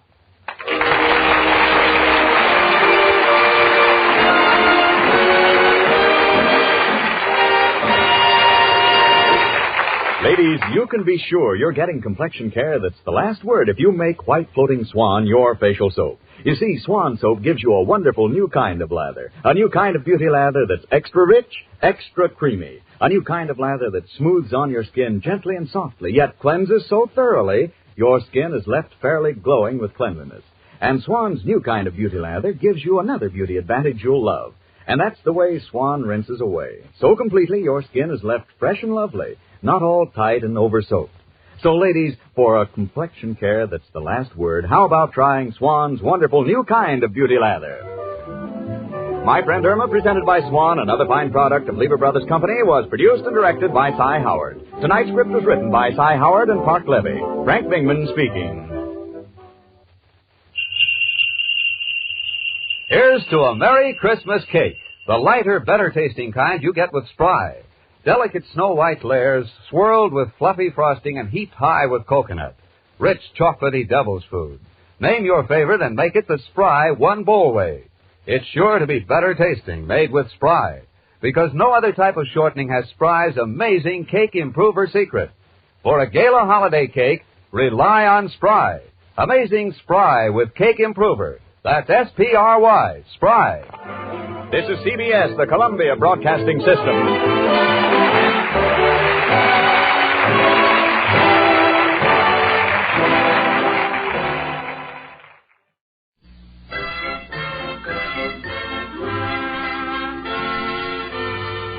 Lever Brothers Company, makers of Swan, the soap that gives you a wonderful new kind of suds, presents Our Friend Swan with my friend Irma. Starring Mary Wilson as Irma and Kathy Lewis as Jane. Friendship, friendship, just a perfect friendship. When other friendships have been forgot, theirs will still be hot. My friend Irma.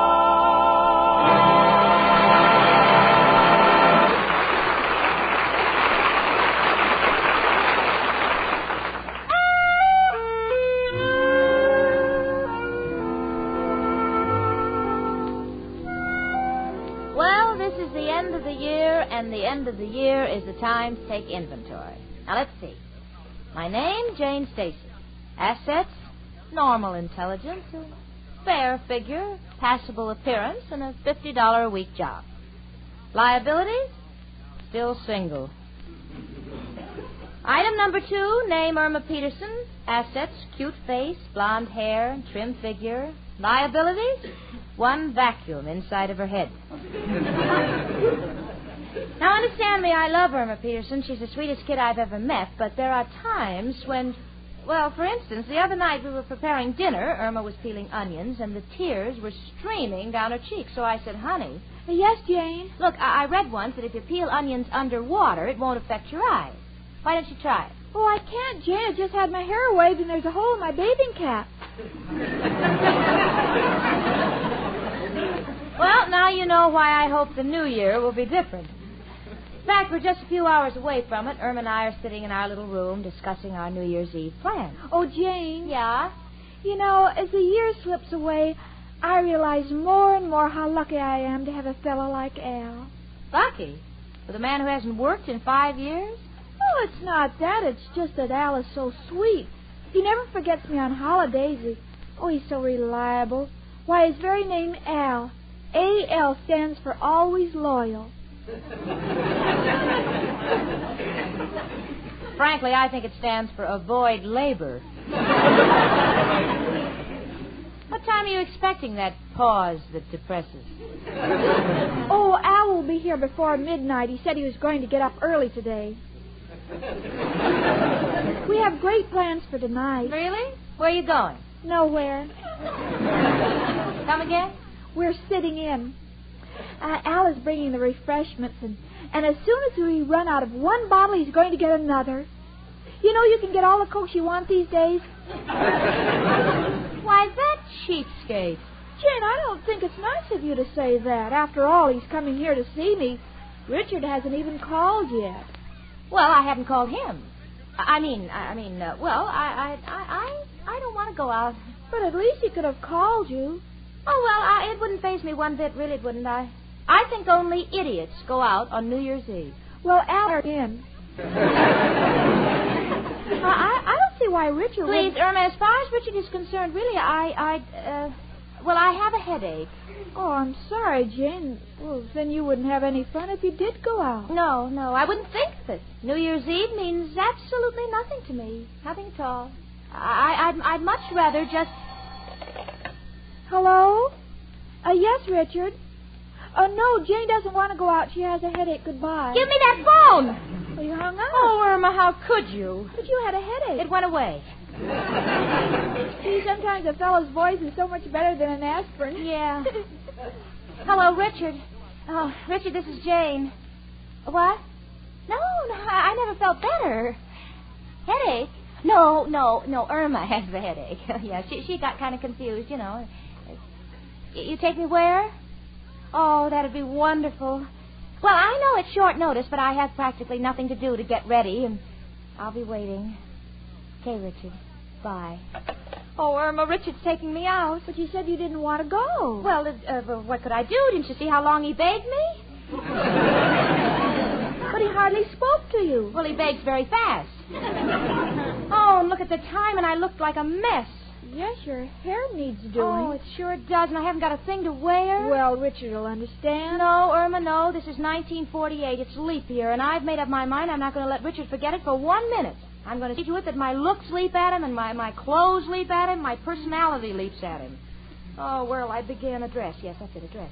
Let me think now. Oh, Irma, do you think you could lower the hemline on my black dress? Well, sure, Jane. I do my own. Oh, good, sweetie.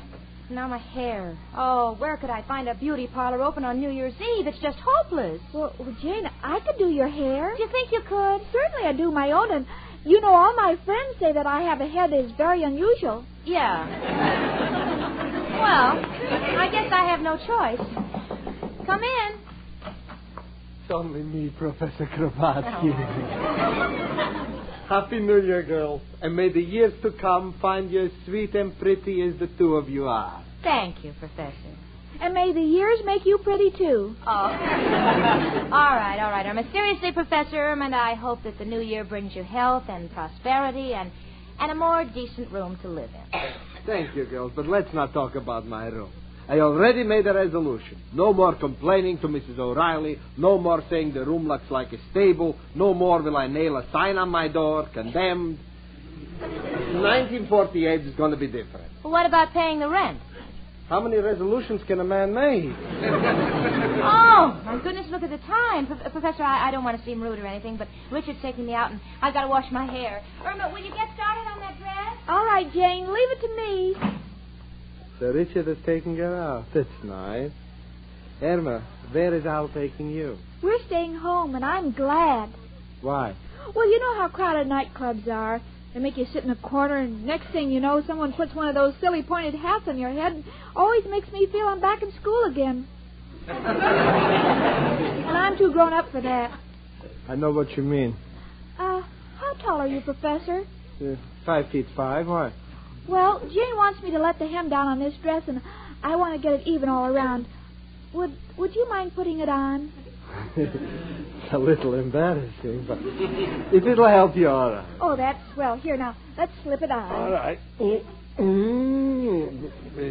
Pull your stomach in, Professor. No use. Comes out in back. Just inhale. There now. Now it's on. What's so funny? You look cute.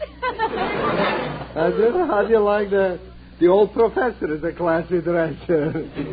Now, let me see. 2 inches? 2.5? You know, Irma, now that I got the dress on, I just remembered my poor old mother always wanted a girl. Gee, if she could just see you now. Well, she'd be a little frightened, the daughter with the beard. How is coming out, then? Oh, fine, Professor. Come in. Hiya, chicken. And you too, madam. Don't be a wise guy. Oh, it's you, Professor. Care to dance? You come one step near me and believe me, I'm... Please, Al, honey, don't tease the Professor. He's being very kind. I'm fixing this dress for Jane. Well, how does it look? Dress don't look bad, but the model needs a veil.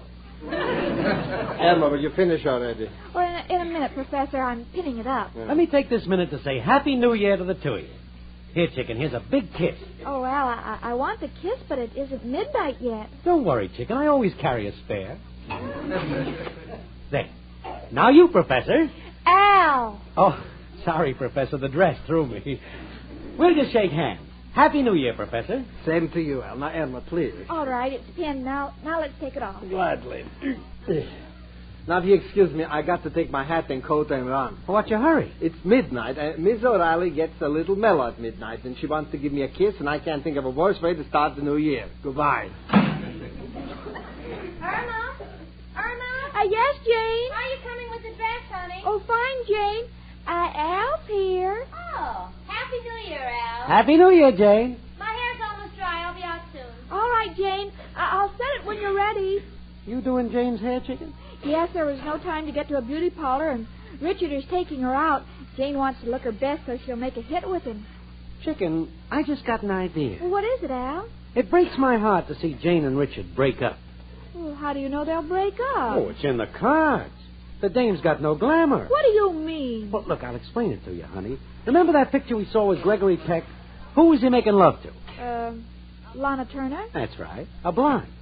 And that Wednesday night, who was Tyrone Power making love to? Why, Betty Grable. That's right. Another blonde. Oh, well, that's silly. Olivia de Havilland is a brunette. Well, why do you think she's always crying? Did you ever see what happens to the men in her pictures? They either kill themselves or leave the country. Oh, you mean that expression, gentlemen prefer blondes, is really true? Well, chicken, you don't have to look any further. What are you? A blonde. And what am I? A gentleman. Who do I prefer? Me. That's what I say. Gentlemen prefer blonde. Now, look, chicken, you want to see Jane married, don't you? Oh, sure. Worse than myself. Well, then you got to help her. Well, how, Al? Well, you're going to do her hair. Why don't you touch it up a little? Give it glamour. Bleaching. Oh, Al, I don't think she'd ever agree to that. She don't have to know. You just slip a couple of jiggers of ammonia in the solution. couldn't do that. She'd never forgive me. Don't be too sure. Some things have to be shown. Take my grandmother. Didn't believe in gambling. One night she's having coffee, and instead of lump sugar, somebody slips a pair of dice into her hand. The old girl's never been so happy. You know, for the past 10 years, we haven't been able to get her out of Las Vegas. Al, not so loud. Jane will hear you. Chicken, all I can say is that the girl's future is in your hands. But how do you know Jane would look good as a blonde? We experiment. Hand me that black hairbrush on the dresser. All right, Al. Here. Now I'll go get the ammonia. Good. Yeah, see, they got a little lye around here. We'll mix the lye and the ammonia. Must do the trick. Yes, sir, we're going to make this a year Jane will never forget. Here it is, Al. I put some in the pan. Good. Now I put a little lye in. Mix it up. Now, Chicken, watch. The brush is the color of Jane's hair. I lay it in the pan. Now we give it a minute. Oh, Al, I'm worried. Don't be, Chicken. Believe me, many a dame faced a dark future until they made their hair see the light. Look at the brush. Hold it. Something's wrong. All the hair fell out. Oh, Al, we couldn't do that to Jane. She'd catch cold. Honey, have you got that dress off? What in the world's going on in here? Well, What have the two of you done to my hairbrush? We'll gladly pay for it. You see, want to give it as a Christmas present. Christmas present? Yeah, got a friend, a midget Indian. Want to give him a paddle. What are you two trying to do? Irma, why are you fooling around with the ammonia? Well, I'm lightheaded, and Al thought you... That's all I want to hear, Irma Peterson. How could you even think of a thing like that? Why, I wouldn't let you touch my hair now for all the New Year's dates in the world. Oh, now, take it easy, Jane. We were just Well- experimenting. Give Irma another chance. Not on your life. I'll stay home before I do that. Oh, Jane, please. It would just make me miserable having you here with me. I mean... Well, just forget it, Irma. I'll just tell Richard that he called me too late. Oh, no, and you can still get your hair done. On New Year's Eve? By whom? My girlfriend, Amber Lipscott. Her. Oh, please, Irma. Oh, I know you don't like her, but Amber is a licensed beauty operator, and she'd be glad to come over and do it for you. But I can't stand her. She walks around in her bare feet. Well, what do you care, Jane? She only puts her hands in your hair. I'll call it. Oh. I got a feeling this is going to be worse. Irma? Hello, Amber. This is Irma. Oh, Happy New Year to you, too. What are you doing, Amber? Throwing out your mistletoe? Well, better luck next year. Amber, would you please come over and do Jane's hair? She's got a date. What? Where does she buy her mistletoe? Oh, she'll tell you when you get here. Oh, please hurry, Amber. Her date will be here soon. Goodbye. She's coming right over, Jane, and I hope you're not mad at me anymore. No, that's all right, honey. It's just that I'm so excited, you know. Well, I guess I'll take a fast shower while I'm waiting for Amber. Excuse me, will you? Sure, Jane. Chicken, this Amber Lipscott, does she know her stuff?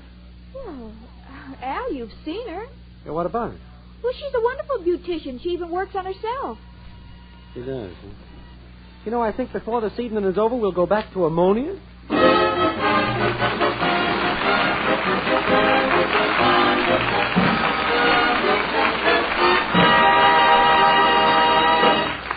And now Susie Swan sings to us. Listen. My advice, says Susie, you like this brand new kind of lather, so be choosy. Swan gives you beauty lather, rich as cream. Your skin stays soft as any dream, and fresh as dew. I Swan, do you? Says Susie. Well, I know you ladies agree with Susie Swan that the soap for your baths is something to be choosy about. Yes, that's why so many lovely women choose Swan soap. Because white floating Swan gives you a wonderful new kind of beauty lather. A new kind of beauty lather to make your baths delightful always. You see, Swan's new kind of beauty lather is extra rich, extra creamy. So when you smooth it on, you can fairly feel how gently Swan cleanses your skin. And when you step from the tub, you'll see by the glow of your skin how thoroughly Swan's beauty lather cleanses, too. And you'll notice still another beauty gift from Swan. That's the way Swan leaves your skin after your bath. Satin smooth and fresh, not all dry and over-soaked, because Swan rinses away so completely. So next time, let Swan's wonderful new kind of beauty lather give you a really delightful beauty bath.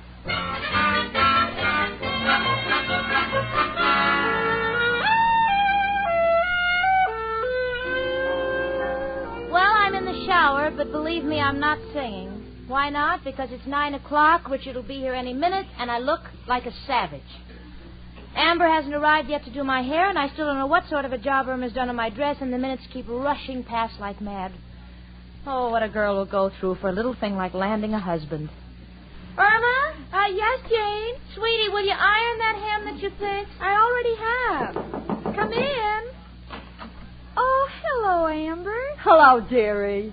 Oh, it's so sweet of you to come over and do Jane's hair on New Year's Eve. Listen, dearie, it's just a favor to you. For your roommate, I wouldn't lift a finger. Burns me up that girls like her get all the dates. Oh, I have a date, too. Where? Under the newspapers on the sofa. Al, get up. Huh? Oh, it's you, Amber. Thought I had a nightmare. Hello, Al. What's new with the man on the street? Not much. How things at Stillman's gym?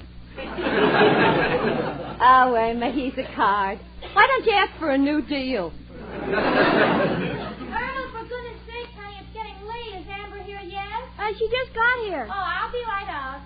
Say, Emma, is your roommate one of them talky types? You know, the kind that bends your ear when you wake on them? Well, I don't think so. I hope not. Because when they talk, I have to answer them. And I keep the bobby pins in my mouth. And you don't know how many times I'm almost choked to death. I prefer the silent type like myself. People who never open their mouths unless they have something to say.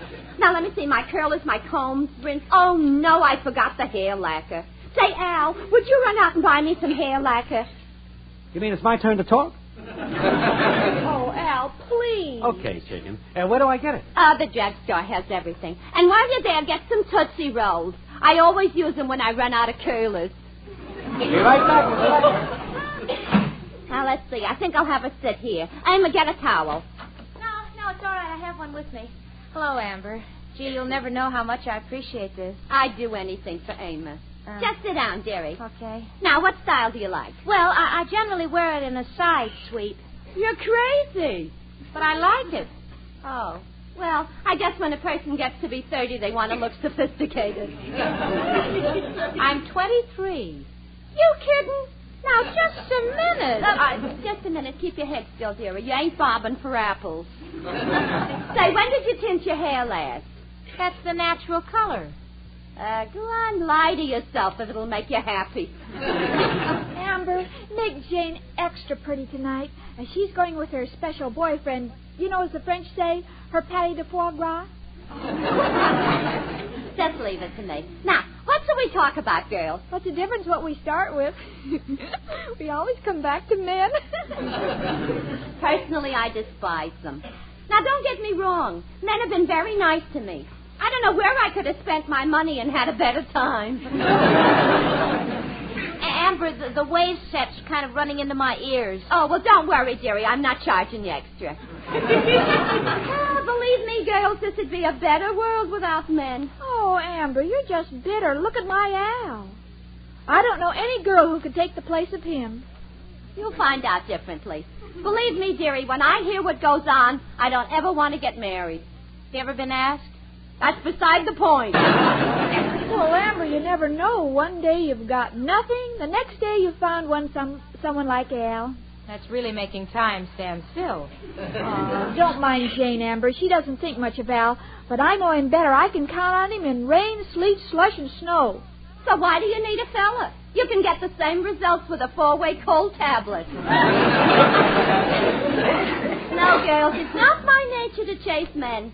I got 3 phones, and I send out blotters. I figure that's enough.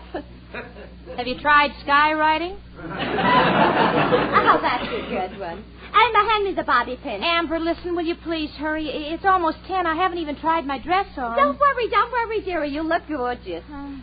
Say, Jane, while we're waiting for Al and the hair lacquer... excuse me just a minute. Come in. It's me again. Janie, your hair looks positively beautiful. Thank you. Yes, my girlfriend Amber did it for her. Professor, you've met Amber. Oh, yes. Are you doing anything this evening, Professor? No. Well, Amber isn't doing anything, are you, Amber? No. Well, Happy New Year, everybody. Goodbye.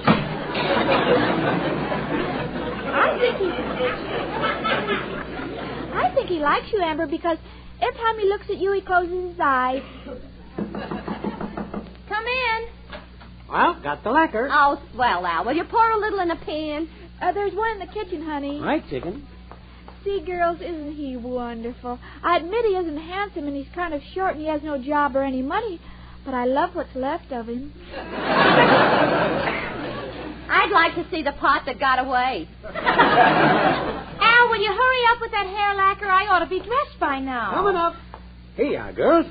Oh, Jane, your hair looks terrific. Thanks. Just wait till I get this lacquer on. It'll keep in place. Now hold still, dearie, while I pour some on. I'll loosen the ends just before you're ready to go. Oh, swell. Amber, you know it looks beautiful. I'd like to pay you a little extra for coming here and working on New Year's Eve. Oh, I wouldn't take money from any friend of Irma's, dearie. Of course, if you want to, if any girls at the party say it's pretty, you can tell them I'm available for appointments. Oh, I certainly will. Yeah, and if any fellas say it's pretty, you can tell them I'm available. Now, be careful, dearie. Don't mess the lacquer putting your dress on. No, I won't, Amber. I won't. Irma, hand me the dress, will you? I'll just get in back of this screen. I want you all to know how grateful I am for what you've done. You, Amber, for doing my hair, and Irma for fixing my dress, and Al for getting the lacquer. I'm just the luckiest girl that... Irma. What's the matter, Jane? This dress. What did you do? I lowered the hem. But, Irma, white thread on a black dress? Well, Jane, we don't have any black thread, and you're in such a hurry, and I figured you could match it by wearing white gloves. Oh. Oh, Irma, why didn't you tell me I can't wear this? I'll have to wear the white one. Do you want me to lower the hem? No, we're all out of black thread.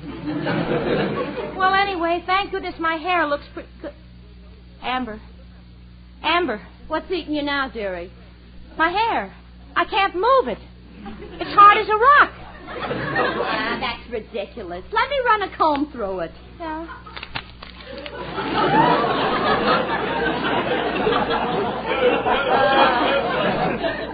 Hand me another comb, Irma. This one won't budge. No. Oh, ow. Oh, careful, Amber. My head. You'll pull it off. I can't understand this.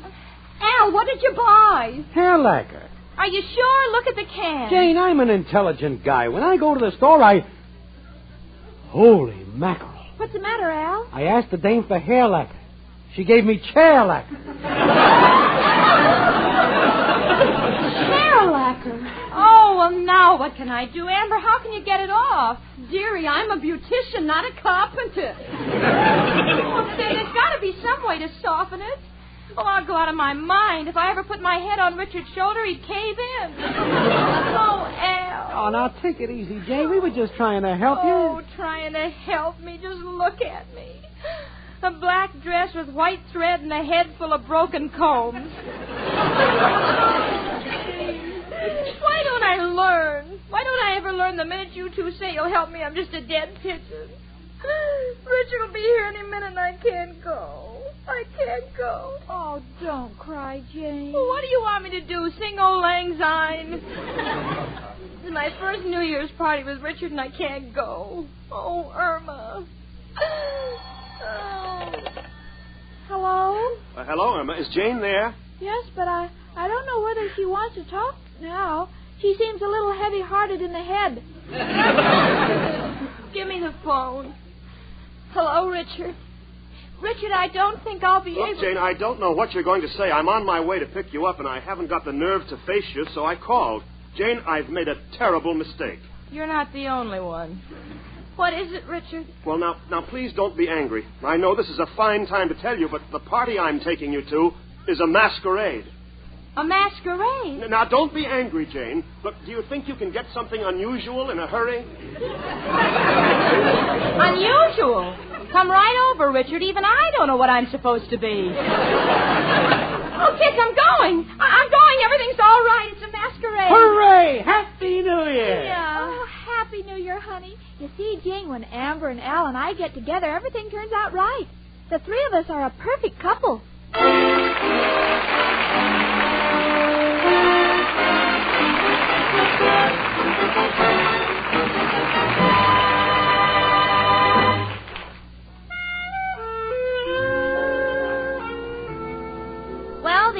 night, Irma had a cake of Swan soap in her hand, and she kept staring at it and saying, "My name is Swan. My name is Swan." Then she'd listen for a minute, and then she'd start all over again. "My name is Swan. My name is Swan." Well, I had to know. So I said, "Why, Irma?" And Irma said, "Well, if a parrot can talk, I don't see why the swan can't learn, too." Well, Irma, even if that cake of swan could talk, it would probably tell you what you already know. That white floating swan soap gives you a wonderful new kind of beauty lather. A new kind of beauty lather that's perfect for your bath. Sure, it's perfect the way Swan's new kind of beauty lather cleanses. So thoroughly your skin fairly glows. And it's perfect, too, how gentle Swan's new kind of lather is. Well, even the most delicate complexions are left soft and smooth. Now, naturally, because Swan is mild as fine Castiles. And, ladies, how perfect you feel after a Swan bath. Radiant, relaxed. And your skin doesn't have that feeling of over-soaped dryness. No, not a bit, because Swan's wonderful new kind of beauty lather rinses away so completely. So, for your bath, use Swan soap. You'll love Swan's wonderful new kind of beauty lather.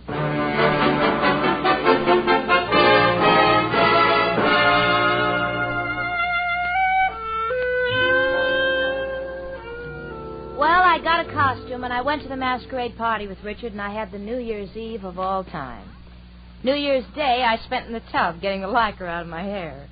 Now, it's just the same as ever. Irma, however, has been pestering me all day with questions about the party." "Jane, you didn't tell me what you went as." "Well, how could I tell her that with my head as hard as a rock, naturally, I went as my friend Irma."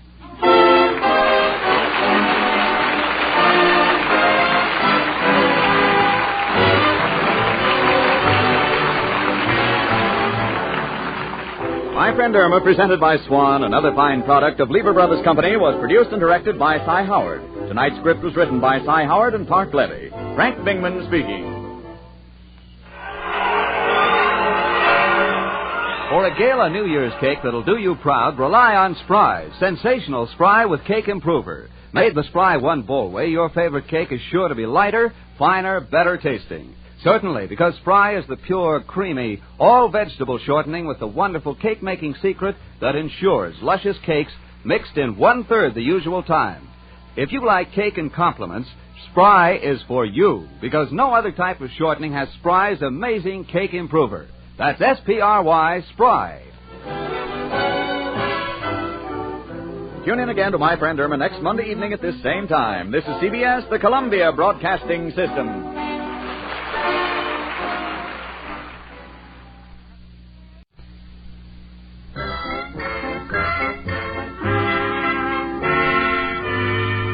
Lever Brothers Company, makers of Swan, the soap with the exclusive super creamed blend, presents Our Friend Swan with My Friend Irma. Starring Marie Wilson as Irma and Kathy Lewis as Jane. Friendship, friendship, just a perfect friendship. When other friendships have been forgot, theirs will still be hot. My friend Irma.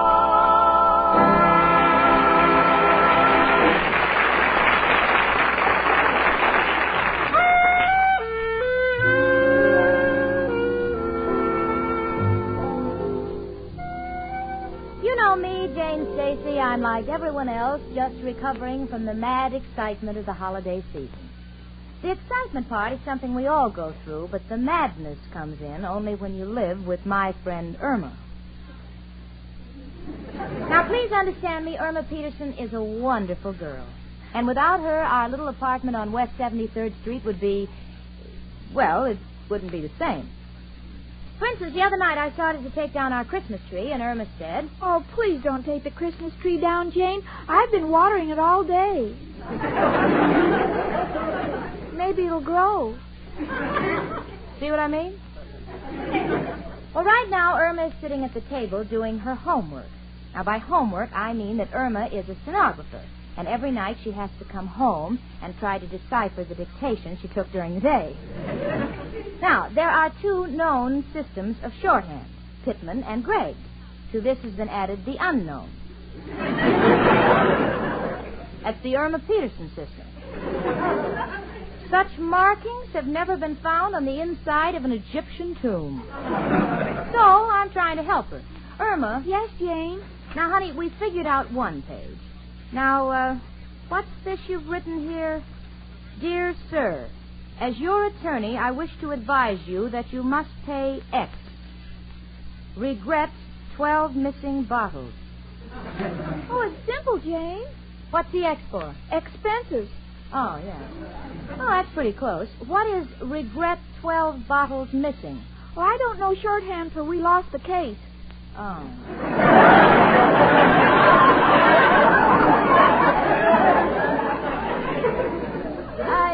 I think you better take it from here, honey. All right, Jane. Gee, sometimes I get so fed up with being a stenographer. Oh, honey, that's perfectly normal. Most people would like to change jobs.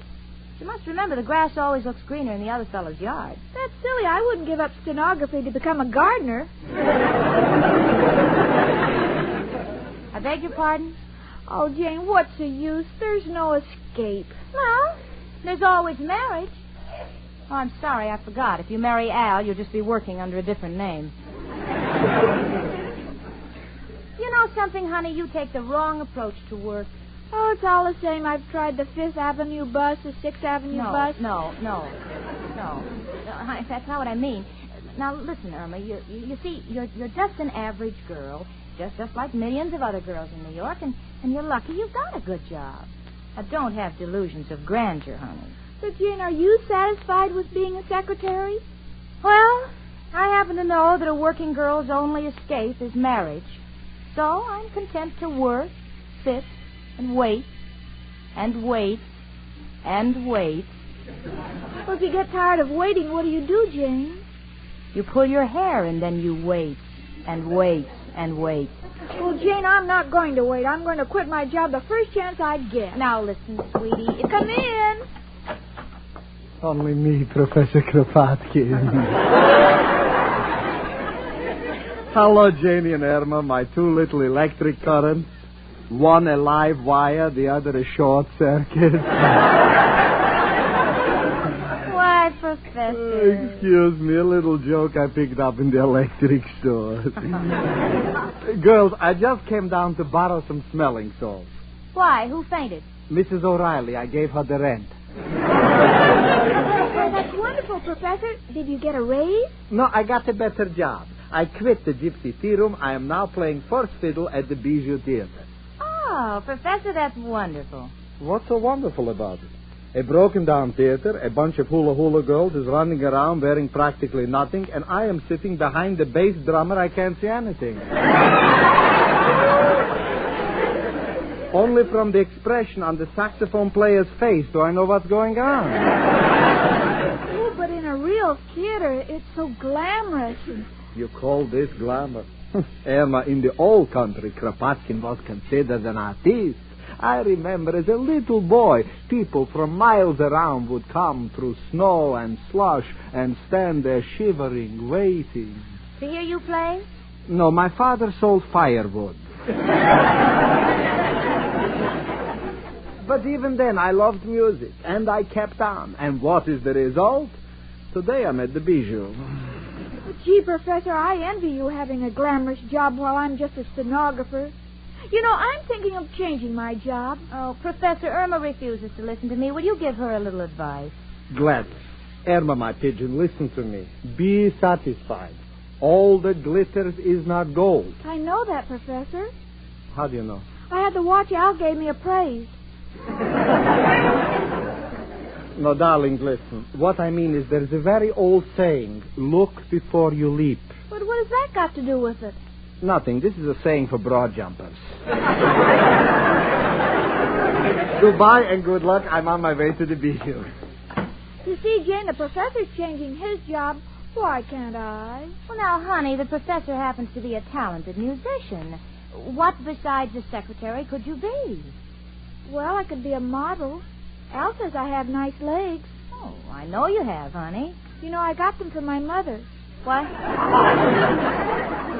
Oh, they're not my mother's legs. They're mine. Mother has her own. Yes, naturally. Honey, I think you better stay just where you are and count your blessings. Come in. Hello, Jane. Hi, chicken. Oh, hello, Al, honey. Oh, are those new shoes? Yeah, made a restaurant buy them for me. They ruined my old ones. Well, how, Al? Stupid waiter stumbled and dropped soup on them.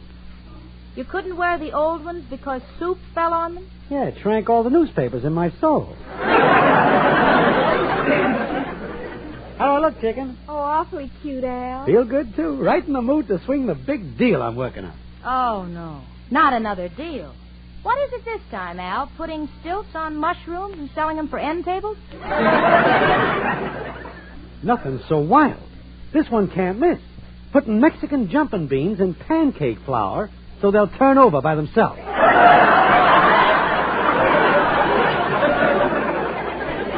Jane, isn't Al wonderful? I know he's going to come out on top. Yeah, well, I better leave before I blow mine. Goodbye, all. Super sensitive Dave. Gee, Al, I'm so glad you came over. I've been feeling so depressed. Oh, what's depressing you, chicken? Oh, work. The word depresses me, too. Something wrong? I'm so tired of my job. It's so monotonous. Well, it's just temporary. After we're married, we'll go on our honeymoon. Then when we come back, you can look for something else. No, it's getting on my nerves. Typing for hours and then forgetting to put the paper in.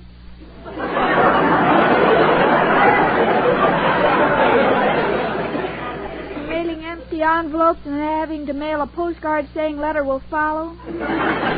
Oh, Al, I'm a nervous wreck. Hello? Who is it? Oh, Professor Kropotkin. Well, anything wrong? Huh? Oh, that's too bad. Oh, I certainly will right away. Goodbye. What's up, chicken? Well, the professor broke his bow at rehearsal, and he wants me to pick up another bow in his room and bring it backstage at the theater. Oh, anything for the professor, chicken. Shall we take a trolley? Wait, I'll toss a coin. All right, Al, where's the coin? Chicken, I think we'll have to walk. Okay, Al, it's only 35 blocks.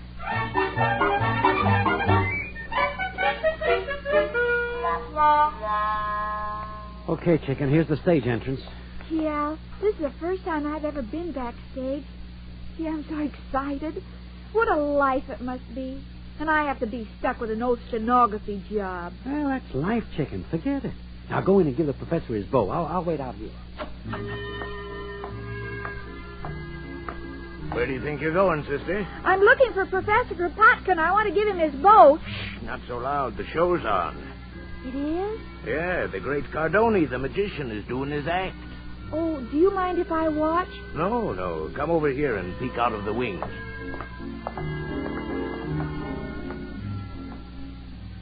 Gee, he's not very talented. Huh? What are you talking about? He's thrown 15 knives at the girl and he hasn't hit her once.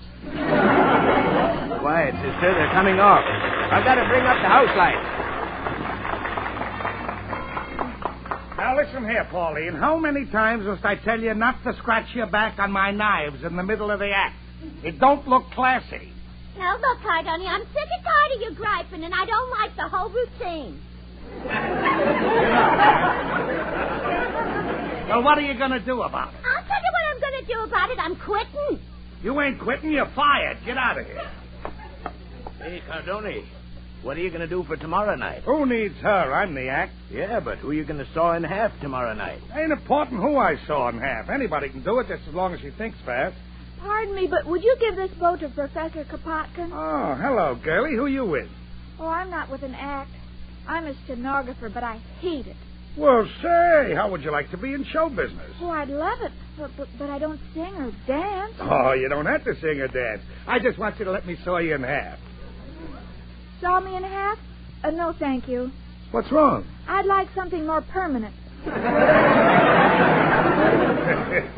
Listen, girlie, I don't really saw you in half. It's a trick. You get $50 a week in expenses. Think of the glamour. Think of the lights. Ain't every dame that can be sawed in half by the great Cardoni. Well, I don't know. Look, why don't you come tomorrow night and see how you like it? All right. You think the kid'll be all right? Oh, sure, Pop. I'll break her in. She'll be great. See you tomorrow at 7, sister. Oh, I'm so excited. Here, will you give this bow to Professor Kropotkin? I want to tell my boyfriend I'm in show business. Oh, Al. What's the matter, chicken? Oh, a wonderful thing has happened. Hey, what is it? Al, do you love me? Well, of course I do. Would you still love me if there were two of me? What are you talking about? I'm in show business. Tomorrow I'm going to be sawed in half. What do you mean, Chicken? Well, I just got a job with the Great Cardoni. Is this on the level? Yes, I get $50 a week in expenses. That's a pretty high level. Oh, do you approve, Al? Approve? Why, certainly I approve. I never wanted you to keep that stenography job working for that lawyer, Clyde. From now on, Chicken, you're on your own. You're going to work for me. I'm going to be your manager. My manager? Right, Chicken. And believe me, this is only the start. First, they saw you in half. Then, if you show any ability, they throw knives at you. And then, if you really got the stuff, they shoot you out of a cannon. And a star is born.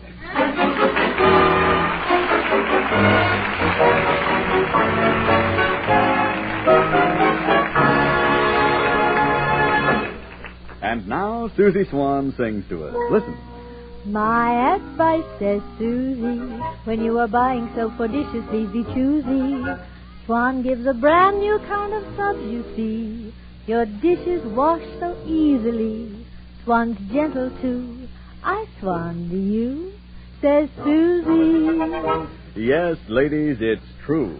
Swan's exclusive Super Cream blend really does give you a wonderful new kind of suds for dishes. A new kind of suds that save you hours in the kitchen.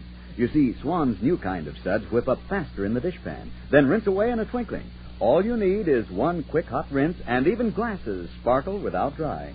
And Swan's new kind are mild as well as fast. Swan Super Creamed blend protects your lovely hands, leaves them soft and smooth as ever. So now you can do a quick dishwashing job without strong soaps or strong soap powders that make your hands all red and unattractive. Remember, you get both speed and mildness with Swan soap, because only Swan has this exclusive Super Creamed blend.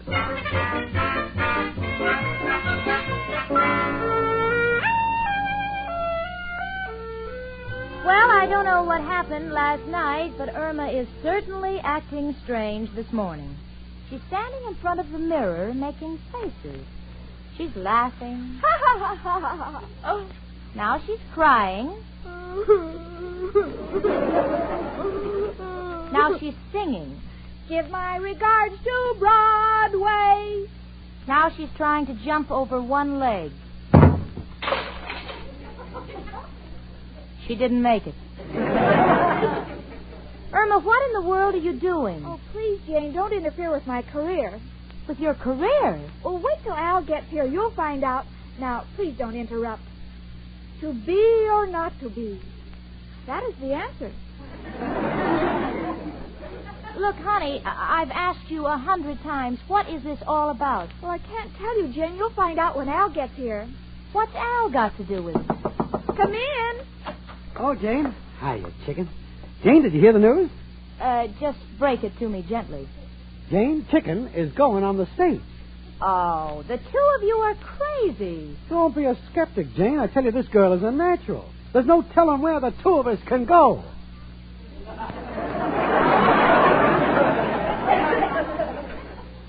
I've got an idea. What is this all about, Irma? Don't talk to me, Jane. Talk to my manager. Your manager? Yes, Al let me sign a contract with him last night. A contract with Al? Yes, Jane, it's perfectly legal. It's one of those regular contracts that show people have. I get 10% of everything I make.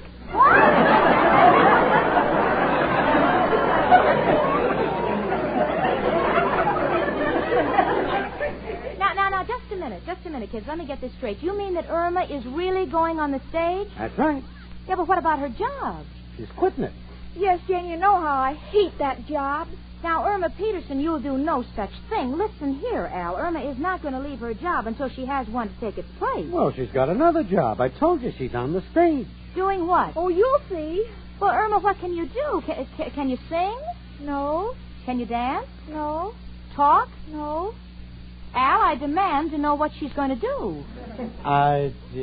She's going to do bit parts.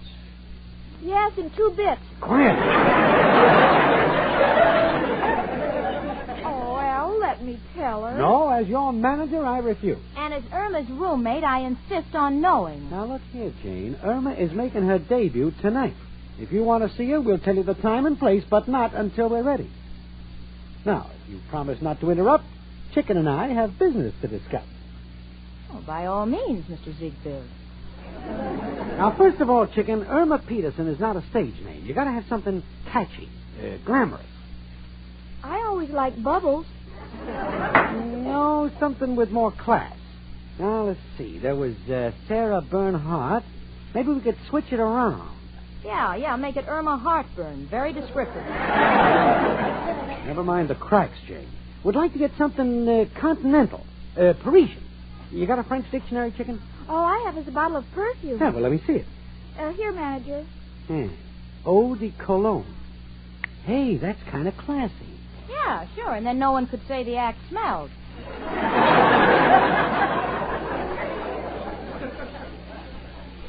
Why don't you call yourself, hors d'oeuvres? Hors d'oeuvres? Yeah, and then they couldn't say you're from Hungary. I just can't be a part of this any longer. I'm going out to meet Richard. Jane, are you coming to my debut? Look, honey, I don't know what you and your so-called manager are up to, but if you want to make a spectacle of yourself, now don't ask me to have any part of it. Goodbye, kid. Boy, what an envious day. Al, I think we should have told her what I'm doing. No, Chicken, she'd only laugh at you. She wouldn't see that this is just a stepping stone to bigger things. Come in. Me again, Professor Kropotkin. Irma, darling, I hear you've got the job with the great Cardone. He's going to saw you in half. Oh, Professor, I'm so excited. I know it's only the beginning, as Al says, but I think the main thing is just to getting started in show business. Well, Irma, if you've got theatrical ambitions, all I can say is good luck to you, my darling. I hope you kill them at both ends. On behalf of my protege, thanks, Professor. Maybe you can help us. We're trying to find a theatrical name for Irma. Well, there are millions, but my favorite is Tamara. Tamara? That don't sound bad. Oh, it's got great exploitation possibilities, Al. Can't you just hear them saying, ladies and gentlemen, today we bring you Tamara.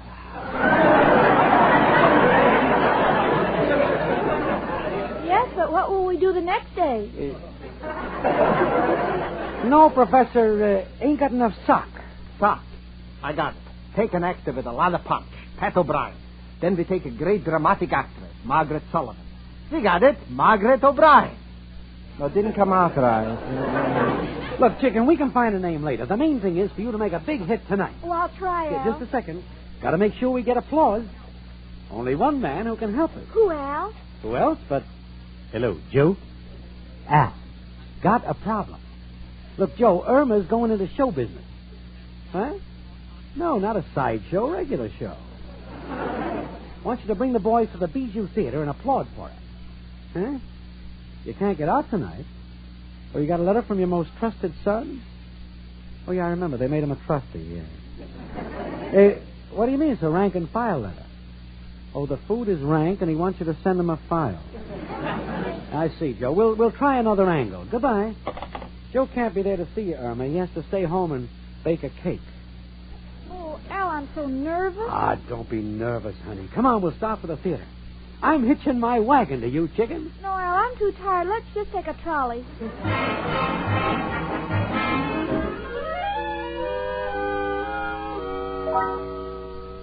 Well, Jane, I thought you'd never get here. Oh, the traffic was terrible, Richard. Did you get the theater ticket? Well, that's what I wanted to ask you about. Now, we have a choice of three. There's Finian's Rainbow, a streetcar named Desire, and Brigadoon. Now, which would you prefer?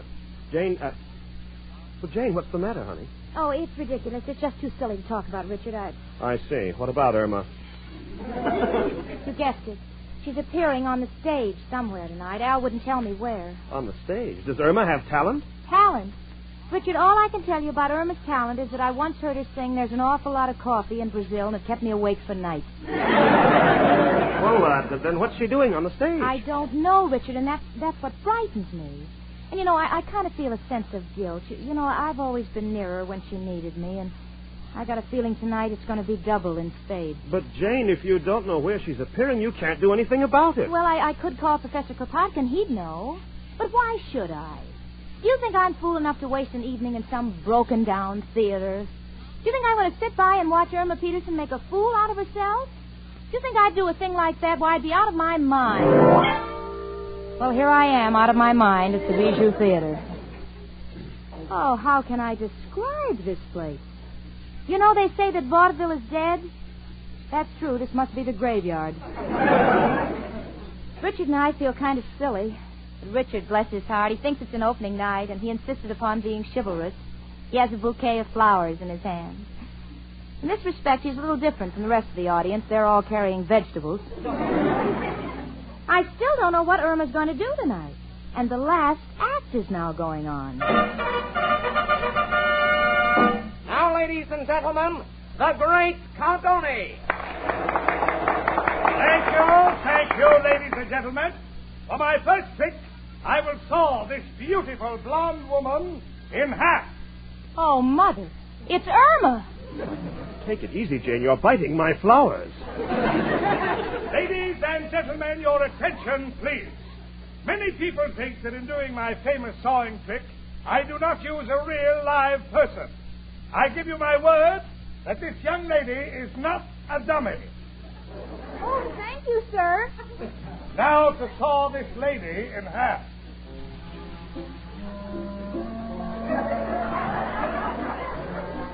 Well, if I ever become a grandmother, this is one story I must never tell my grandchildren.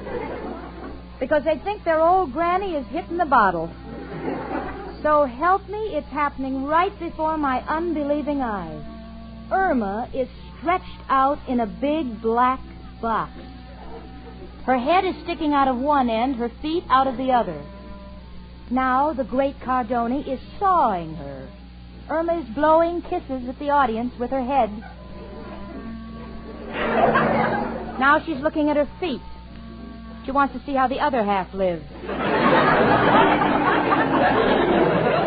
Al, the good manager that he is standing proudly in the wings with 2 bathrobes for Irma.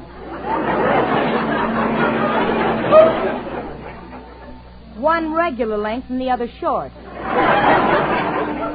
Just in case the trick doesn't work.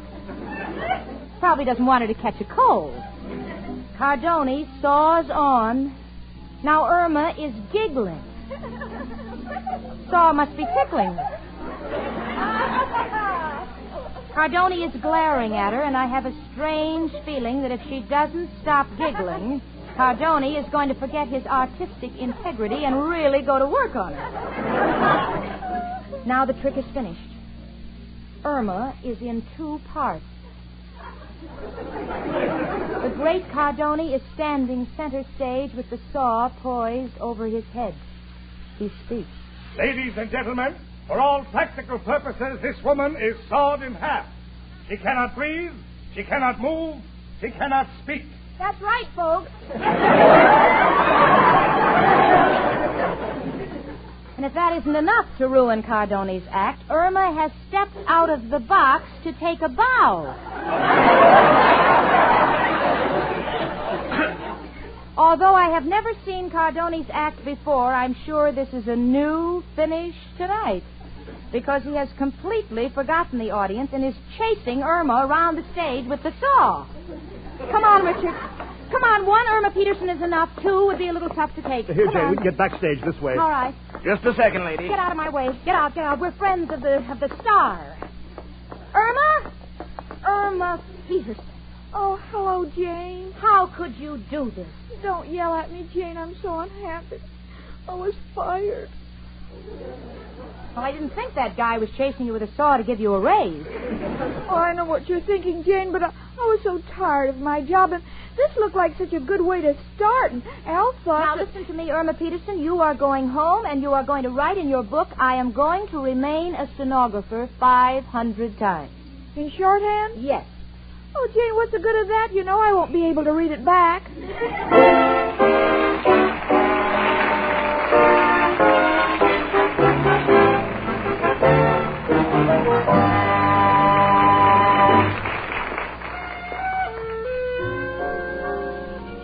The other day, I happened to see Irma unwrap a bar of Swan soap and lay it in the tub. And then she turned the water on and walked away. Well, naturally, I was curious, and I said, Honey, why are you wasting our Swan soap? And Irma said, I'm not wasting it. A swan likes to shower as well as we do. Well, confidentially, Irma, there's nothing that a cake of swan likes better than to wash your dishes shining bright. And ladies, float a cake of swan in your dishpan next time. Quick as a flash, you can whip up billows of Swan's famous new kind of suds. Extra thick, extra rich suds that whisk away grease and dirt fast.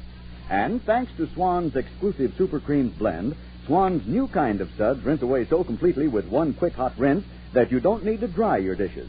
Yes, Swan's wonderful new kind of suds get you out of the kitchen quicker. But that's not all. Your hands are left smooth, lovely as ever, because Swan's Super Creams blend protects them all through your dishwashing job.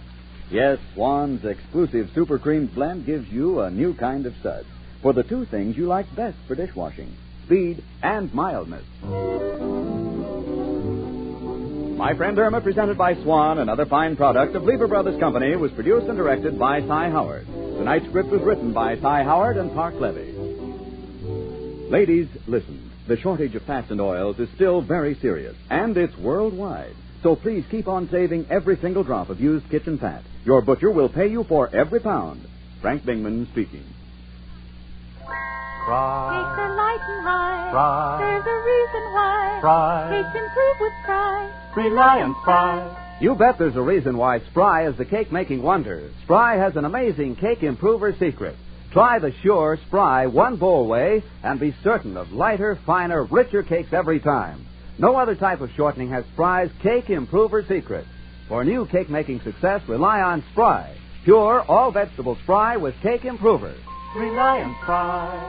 S-P-R-Y. Rely on Fry.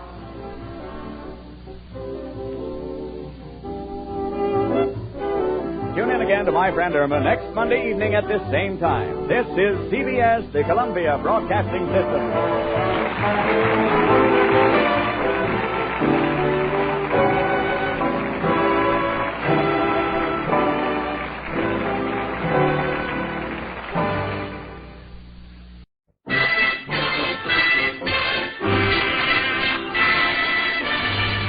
Lever Brothers Company, makers of Swan, the soap with the exclusive Super Cream blend, presents Our Friend Swan. With My Friend Irma.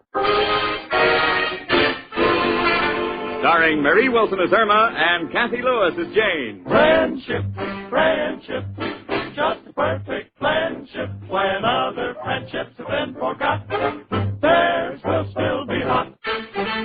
My friend Irma.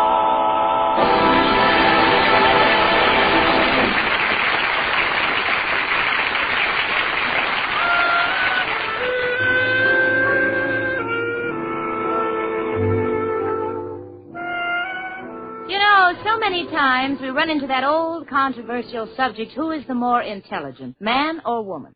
Now, me, Jane Stacy, I like to stick up for us gals. As an example of woman's intelligence, I invariably point to Madame Curie, Queen Victoria, Dorothy Parker. I think I'm doing all right until the opposition nods knowingly in the direction of Irma Peterson. And suddenly the ball game is over. Now, please don't misunderstand me. I love Irma Peterson. But there are times when... Well, for instance, last night Irma was reading a book. She read it through once, and then I noticed that she started on the back page and seemed to be reading toward the front. Honey. What is it, Jane? You know, you read that book through once. What's the idea of reading it backwards? Well, I want to be fair. After all, there are two sides to every story. See what I mean? This goes on every day, and I'm certain that on this lovely Saturday afternoon it's not going to be any different. But I promised to meet Irma for lunch, so I better call her. Hello? Mr. Clyde's office? Hi, honey. You through for the day? Almost, Jane. Do you know where I can find a Canadian stamp? Why do you want a Canadian stamp? Well, Mr. Clyde dictated a letter, and he wants me to mail it to Canada right away. Look, sweetie, just put a United States stamp on it. Will it get there, Jane? Sure, I have pull in Washington. Sweetie, where do you want to meet me? Well, how about 49th and 6th? You know, the corner where the fat policeman stands. The fat policeman? Yes, you know the one who always says, "Hello, Irma, are you still lost?" Oh, yeah, that one. Oh, he's so nice, and he's interested in my health, too. He is? Yes, he keeps saying, "Kid, you've been standing in the sun too long." All right, sweetie, all right. I'll meet you there in a few minutes. Bye. Goodbye.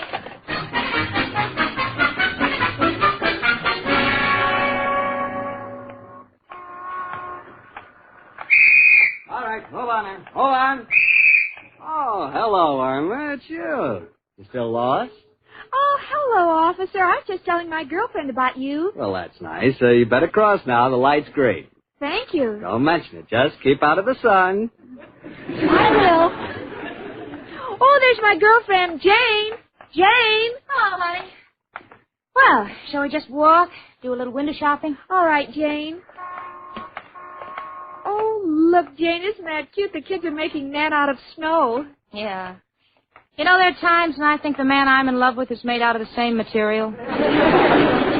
Oh, Jane, you just got the blues because Richard hasn't proposed yet. Yeah, I guess so. Well, Jane, I don't think you're handling him right. I think Richard needs some competition, something to make him jealous.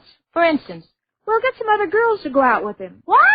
Well, then he'll see how much better you are than the others. Oh, sweetie, I've already used more tricks than Houdini. There's nothing a girl can do. It's a man's world. Well, that's what they say. Yeah. You know, sometimes when I feel like this, I wish I was born a man. Not me. I wouldn't want to be born a man. Why not? Well, I'd look so silly dancing with Al. No, Irma, don't be ridiculous. Irma, look ahead of you. There's an open manhole. I've been down there. There's nothing to see. Jane. What, honey? Look at that window. Isn't that a beautiful bridal gown? Yeah. Very lovely. Come on, honey. Oh, wait a minute, Jane. Gee, what a beautiful gown.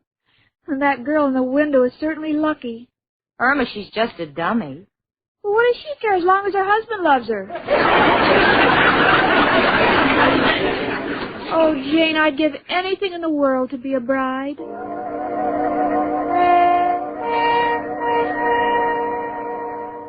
Well, there stands Irma gazing pathetically at the bridal gown. I can tell by the expression on her face that she's picturing herself on her wedding day. She's just beaming with pride. Must be standing at the altar with Al. Now she's shaking her head up and down. Must be saying, I do. No, there's a fly on her nose.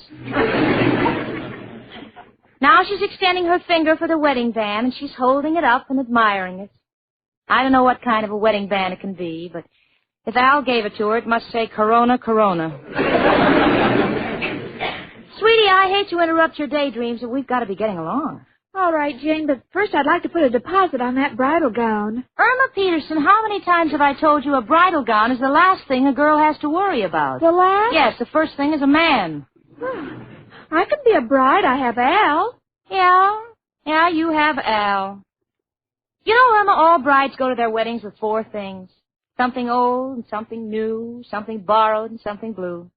To this, you are adding a 5th thing. What? Something unemployed.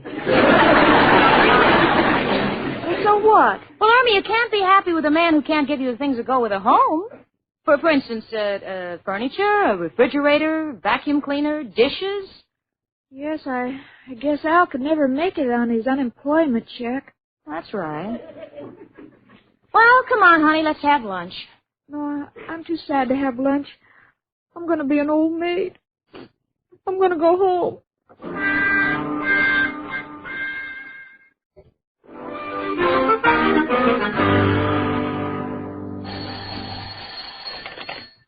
Hello? Oh, hello, Richard. No, Jane went off to do some shopping. I'm here alone. Huh? No, I'm not frightened. I've been alone before when there was no one with me. Oh, that's a good idea. I'll turn on the radio for company. Yes, goodbye, Richard. Listen, ladies, have you ever wished you might be a bride? Oh, yes, I have. You have? Then this program is going to make it possible for some lucky girl to have everything she'll ever need for that honeymoon cottage. Furniture, a refrigerator, a vacuum cleaner, a washing machine. Dishes? And, oh, yes, a complete set of dishes. Say nothing of some silverware. And now listen carefully, and I'll tell you how you can participate in our show. You have a pencil ready? Can I use a fountain pen instead? Or a fountain pen. Now, all you have to do is write a letter to this station and state in 25 words or less why you want to be a bride. It's very simple. Just 25 words beginning, I want to be a bride because. I want to be a bride because. Now, please understand this is not a contest. We merely select the 6 most interesting letters, and our studio audience will then choose the lucky couple. Please mail your letters to Lucky Couple. So until next week, this is Freddie Flip saying wedding bells to you all, and I do mean you all. I want to be a bride because... Come in. It's only me, Professor Kropotkin. Hello, Irma, darling. Oh, Professor, why are you limping? Oh, my room is so dark, I keep falling over everything. Well, why don't you turn on the lights? I can't stand the sight of that place. Irma, where's Janie? Oh, she's out. Oh, Professor, I'm so excited. Can you give me 25 words why a person should get married? No, but I got plenty of words about why you shouldn't. What's it all about, Irma? Well, I have to write a letter. I want to be a bride because, and if they select my letter, I get a refrigerator, furniture, a vacuum cleaner, everything to make the house perfect.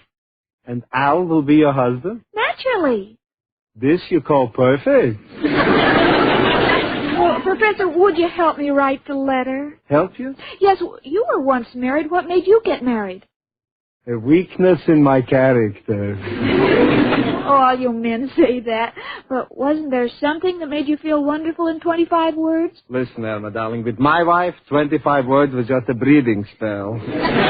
You know, she once stopped talking for 5 seconds. We all thought she had lockjaw. No, Irma, I refuse to be accessory to this crime. Besides, I have to get back to my room. I'm having a fight with Mrs. O'Reilly. What about? I told her there's mice in my room as big as dogs. Well, what's she doing about it? She wants to charge me extra for running a kennel club. Well, goodbye, Irma. Write your letter and good luck. I want to be a bride because it's the only way for a girl to be married. No. I want to be a bride because that's all a girl has to look forward to, and I've been looking so long my 2 eyes are tired. Oh, shucks, that's 26 words. I'll make it just 1 eye. So, now let's see. I want to be a bride. I want to be a bride. Hello, honey. I want to be a bride. I want to be one, too, but I don't use up all this paper. Irma, what have you done to my stationery? What are you doing? Oh, Jane, did you ever hear of a program called Lucky Couple? Yeah?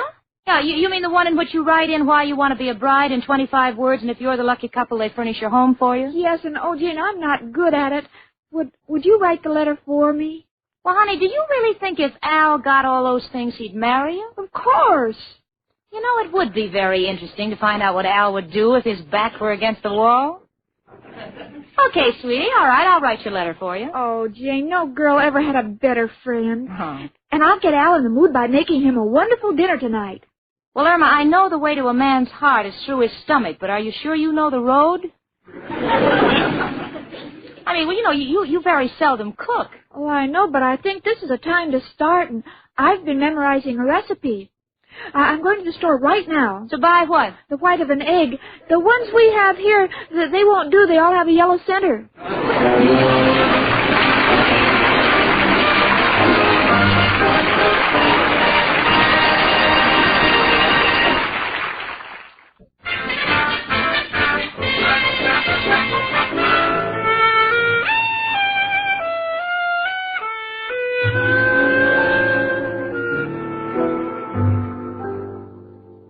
The 3 of us have just finished the first dinner Irma ever cooked, and I must say I am positively speechless. Not only did Irma look adorable, but she made a dinner that was fit for a king, and Al ate it like a king. King Henry VIII.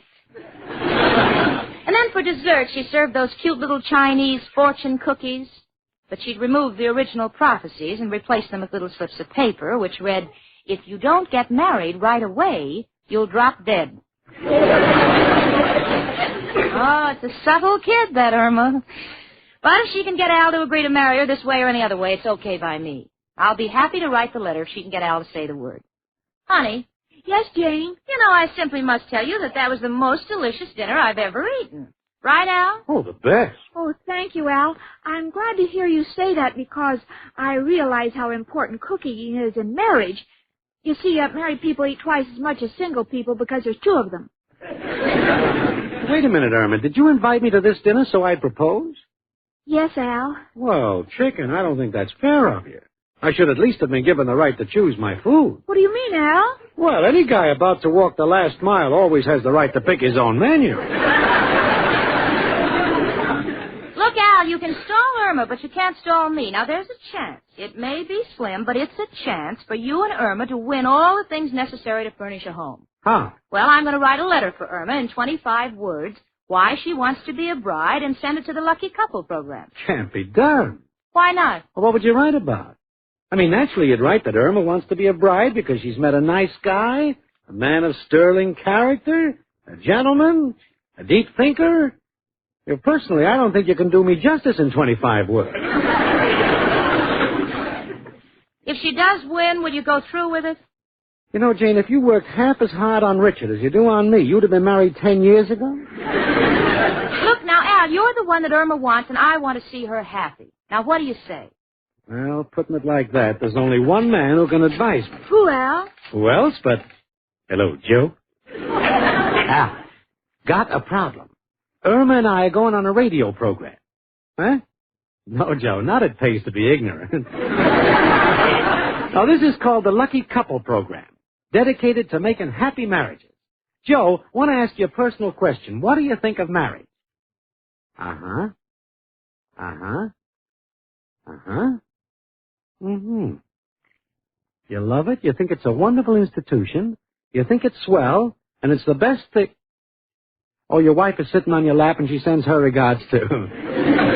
Gotcha, Joe. Goodbye. Man's no help. He's trapped himself. Well, Al, what do you say?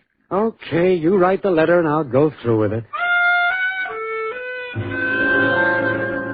Well, I finally got the letter out. I believe I rewrote it 18 times because every time I tried to describe Al, I was sure it wouldn't go through the mails.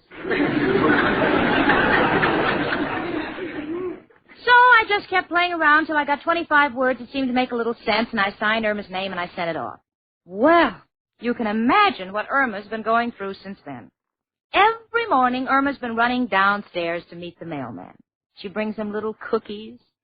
And once, I believe, I overheard her asking him if he had any socks that needed darning. Then she comes up and she waits by the phone. Once the phone rang at the same time that the mailman knocked, and it was as close as Irma ever came to doing a split. Well, this has just been going on for days, and I don't think I can take it much longer. Honey. Yes, Jane. Look, why don't you just forget about that Lucky Couple program? I'm sure that if you'd won, you would have been notified by now. Oh, vacuum cleaners, refrigerators, washing machines. No wonder couples don't have many children today. They spend all their time in hardware stores. Oh, maybe that's the milkman with a special. Come in. Hiya, chicken. Oh, it's you, Al. No news today from the program, huh? No, Al, I guess we're just not the kind of people who get things easy. We can only get them by working for them. Chicken, don't be vicious. Hey, maybe the letter Jane wrote wasn't good enough. Huh? Now, listen, Al, I made such a gentleman out of you in that letter, your own family would take you back. Well, what's the use? Let's not spill milk on each other and cry. Take me to a movie. Okay, chicken, get your hat. Hello. Who? Irma Peterson. Yeah, Irma, it's for you. Thanks. Hello? Yes, this is Irma Peterson. Who is this? Lucky Couple program? I did? Oh, thank you. Oh, Al, they liked the letter. Yes? Oh, sure, we'll come to your studio. And believe me, I'm so happy I'll tell all my friends to eat the dog biscuits you advertise. Oh, I mean, goodbye. Jacob, we did it.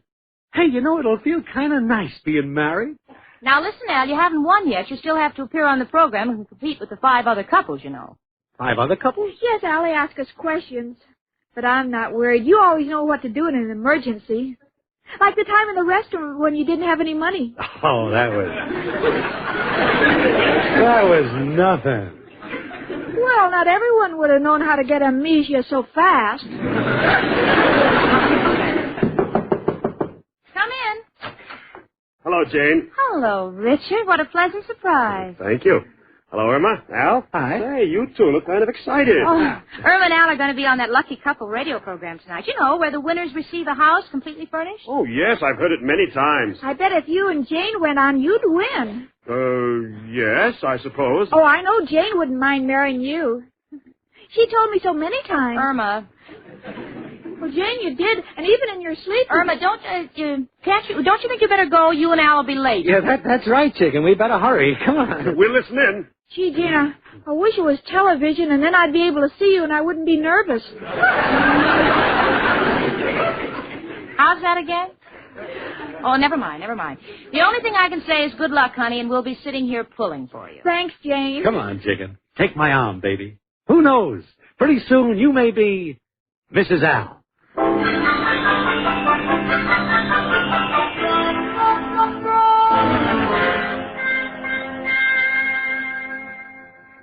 Gee, Al, I wonder how the other couples are making out. Don't worry about them, Chicken. We'll be called into the studio next.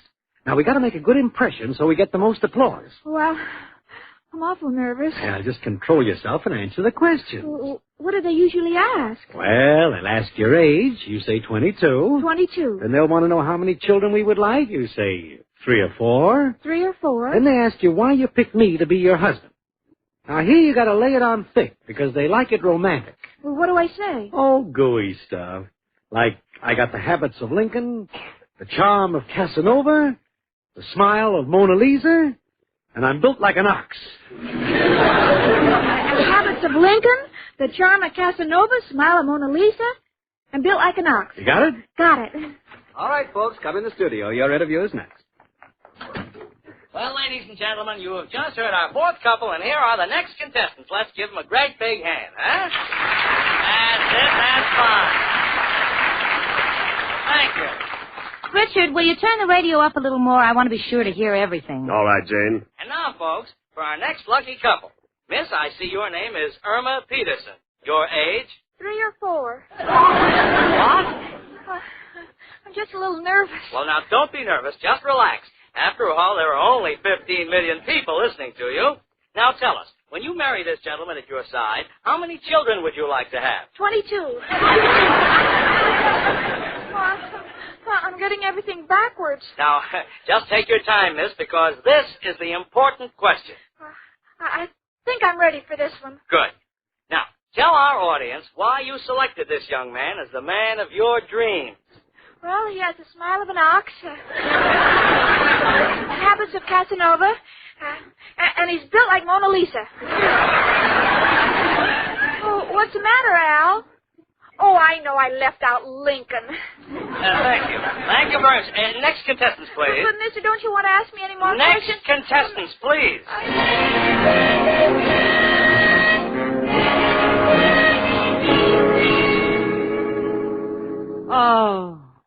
Oh, poor Irma. Oh, and she tried so hard. Richard, why didn't Al talk? You know, he knows that Irma gets excited.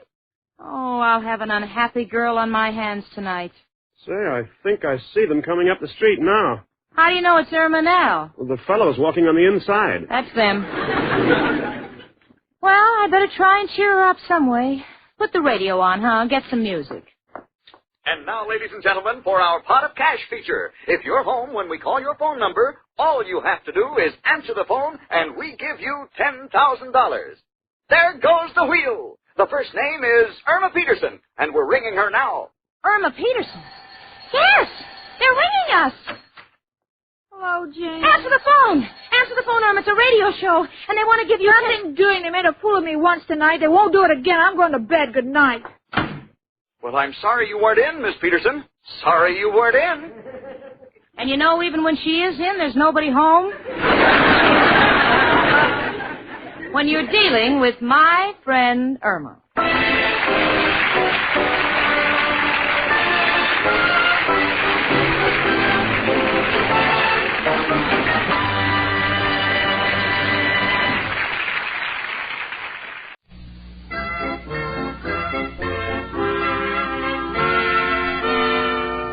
Lever Brothers Company, makers of Swan, the soap with the exclusive super creamed blend, presents Our friend Swan. With my friend Irma.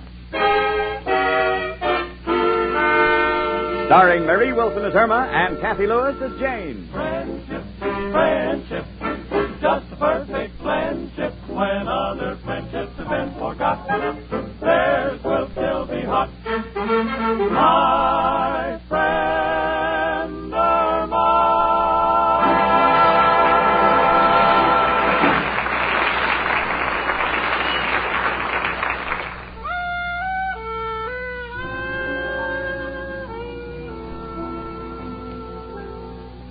You know, when two girls share an apartment together, I don't think one has any business telling the other how to live.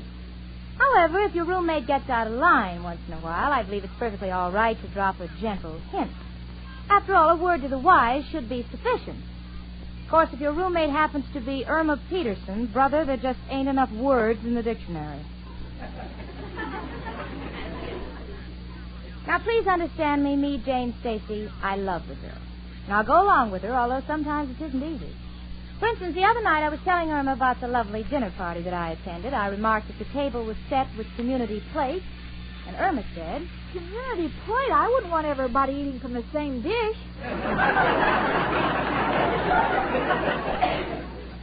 These things don't bother me. After living with Irma a while, you begin to feel like a handball court. Things just bounce off you. Besides, today is a day for celebration. Irma and I have bought a cute little spinet piano for our apartment. Of course, it's a luxury, but Irma and I are both working, and by skimping here and there, we'll be able to meet the payment. That reminds me. Honey. What, Jane? You know, we're going to make a payment on the piano today, and on the 19th of every month, so I've worked out a little budget for it.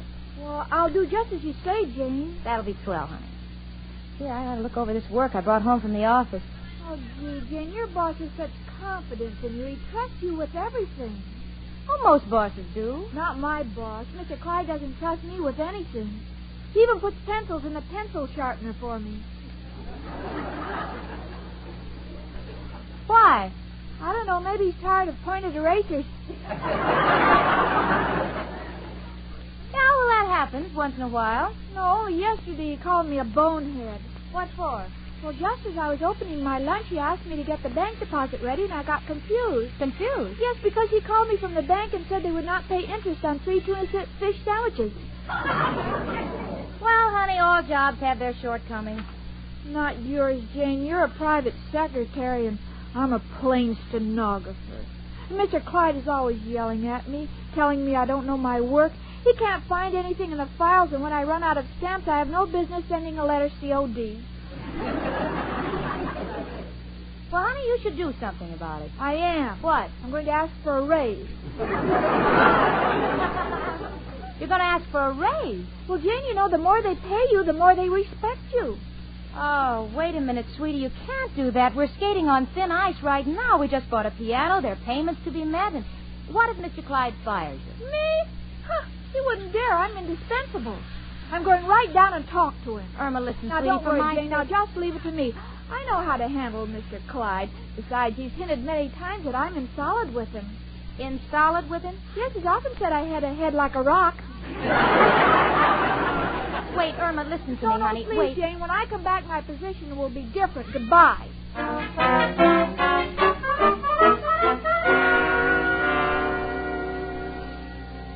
Well, Miss Peterson, what are you doing here on your afternoon off? I want to speak to you, Mr. Clyde. Well, please make it brief. This is the only chance I get to decipher what you've done all week. By the way, as long as you're here, where did you file the letter to Smith & Smith? Where it belongs, under C. C. Mm-hmm. Cough drop. Thank you. I had no trouble finding your letter to Liverpool. I looked under G.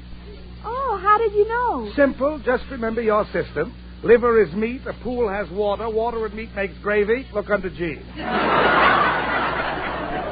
Now, what's on your mind, Miss Peterson? Mr. Clyde, you know the things I do around this office. Yes. You know how I talk to the clients. Yes. You know how I take care of everything. Indeed I do. Well, I guess there isn't more to be said. There isn't. You're fired.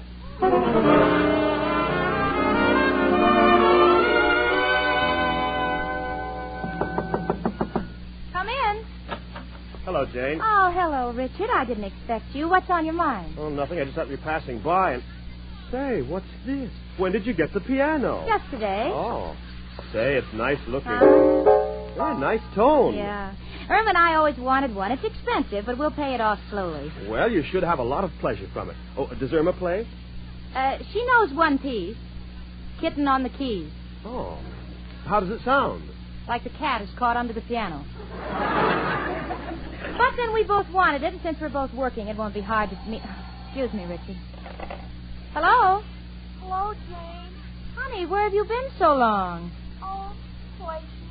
What do you mean, places? What happened with your raise? I didn't get it. Oh. Well, cheer up, honey. Maybe some other day. Yes, in some other company. Some other company? Jane, I got fired. Oh, Irma, won't you ever learn? How could you let yourself get fired at a time like this after we just bought a piano, we've got payments to meet? Oh, don't worry, Jane. I have something good to tell you when I get home. Where are you? Around the corner. I wanted to break the news to you first. Oh. Well, hurry home. All right, Jane. I'm in the middle of a banana split, but I'll ask them to put it in the bag. Goodbye, honey. Oh, what is she up to now? Now, don't let it upset you, Jane. Oh, Richard, where does that girl get her talent for doing the worst possible thing at the wrong time? So help me, if she wanted to join the Daughters of the American Revolution, she'd get Tokyo Rose to sponsor her. Well, is there any way that I can be of help? No, Richard, please. Now, Irma and I bought this piano. We're going to pay for it. I can meet my share of the obligation, and Irma will just have to pay hers from the $100 savings she has in the bank. Hello, Jane. Oh, hello, Richard. Hello, Irma. Well, I was just leaving. I'll see you later, Jane. Goodbye. Bye. Jane, you're not angry at me because I was fired. Well, frankly, I am, Irma. You were a fool to get yourself fired just when we needed the money so badly. But you'll probably get another job in a week or so. We can make the payment on the piano today because I just remembered that you have $100 in the bank. Irma? You have $100 in the bank? Irma, why are you looking up the ceiling? When flies walk upside down, does the blood rush to their backs? Irma Peterson, answer me. You have $100 in the bank? Please tell Janie you have $100 in the bank. Oh, Jane, you see, it was like this. Oh, no. But it's good news. I have a chance to get a job as a receptionist next week at the No. 1 Park Avenue shop. A receptionist? Honey, that's the smartest shop in town. Well, all their receptionists come from the finest finishing schools. Honey, they're very ultra, the epitome of culture and refinement. I know that. That's where I used my $100. I don't understand. Well, I want to get that job, so I bought a course in refinement, and it's all here in this book. Oh, let me see it. How to become a lady in a week. Oh, Irma, you didn't spend $100 on... Oh, Irma. Come in. It's only me, Professor Kropotkin. Hello, Janie and Irma, my two little candles. One with a flame, the other with a wacky wick. Why, Professor. Excuse me, a little joke I picked up in the hardware store. Girls, I hope you don't mind my coming in hiding from Mrs. O'Reilly. She wants the rent. Why don't you pay it, Professor? By me, it's a principle. I refuse to pay rent for a room that's full of cats. Full of cats? Yes, in my room they feel safe.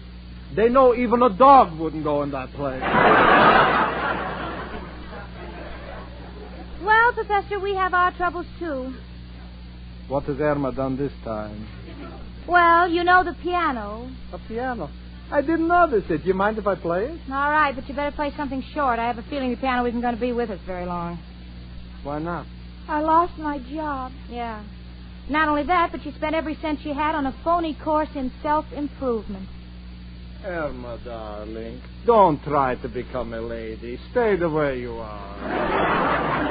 It's so sweet and simple.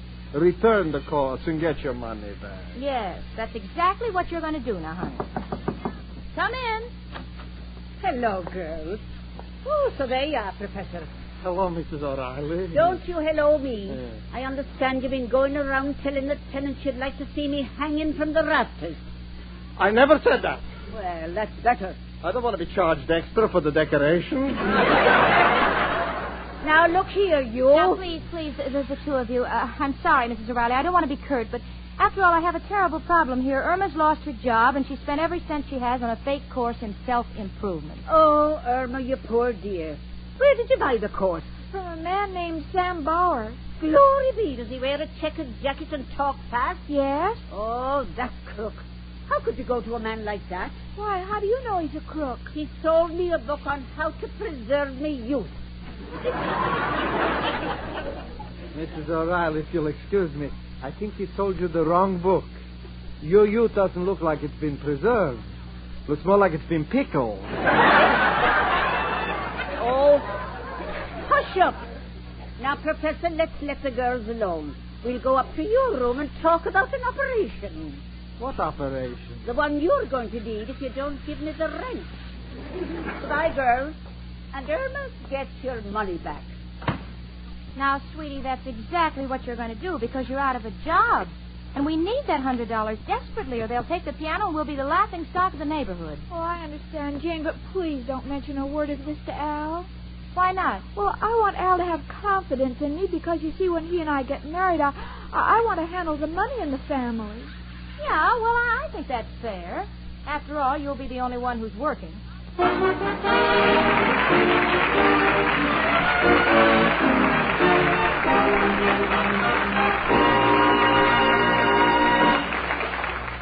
And now Susie Swan sings to us. Listen.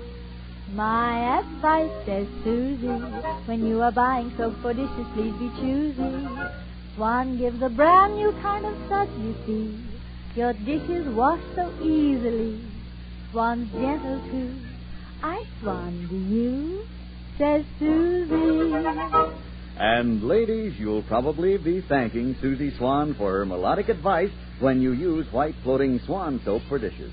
You bet, because now with Swan, you can have faster dishwashing and protection for your hands at the same time. You see, Swan is made with an exclusive super creamed blend for a wonderful new kind of suds. Suds that get your dishes washed fast. Suds that rinse away so completely with one hot rinse, your dishes never need drying. Yes, Swan saves you time, but that's not all. Swan saves your hands, too. Sure, because Swan's exclusive super creamed blend protects your hands, leaves them lovely as ever. Think of it, no more strong soaps or strong soap powders that make your hands all red and rough. Now you can do a fast job with pure, mild Swan, because only Swan has this exclusive super creamed blend for speed and mildness both.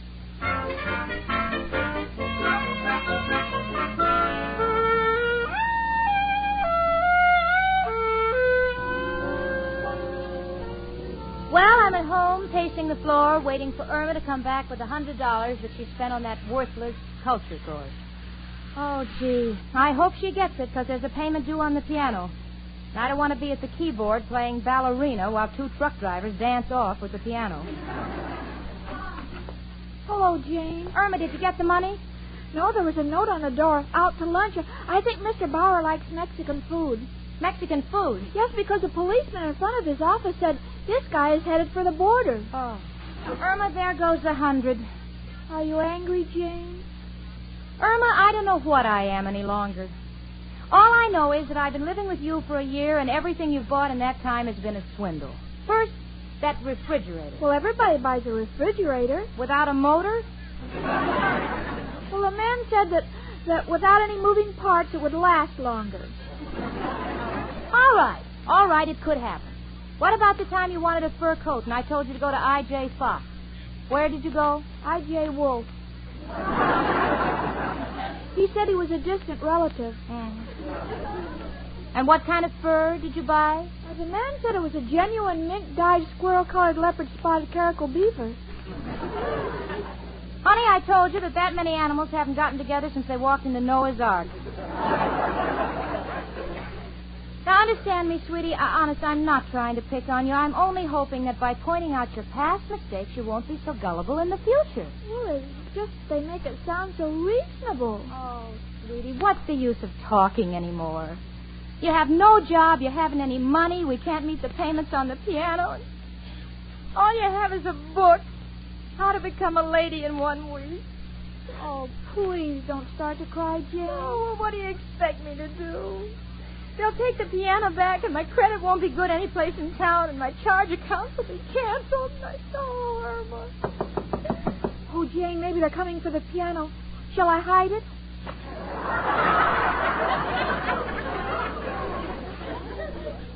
Yes, put it under the rug. Come in. Hello, Jane. Hi, chicken. Hello, Al, honey. Well, kids, I've done it again. Oh, Al, not another one of your deals. What is it this time? Dipping tapioca in ink and selling it for caviar?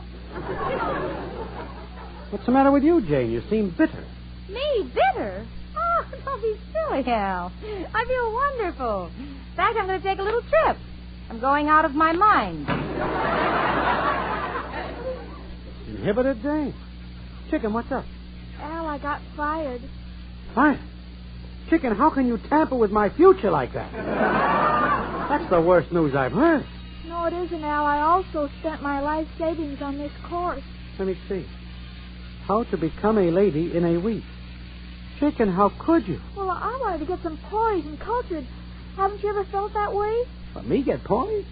Chicken, I'm loaded with it.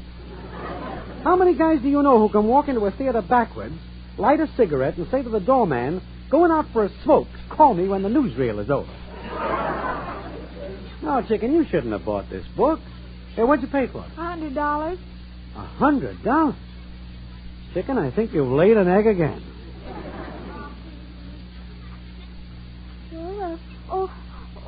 Al, there must be something else we can do. Yeah, well, if there is, there's only one man who can help us. Who, Al? Who else but...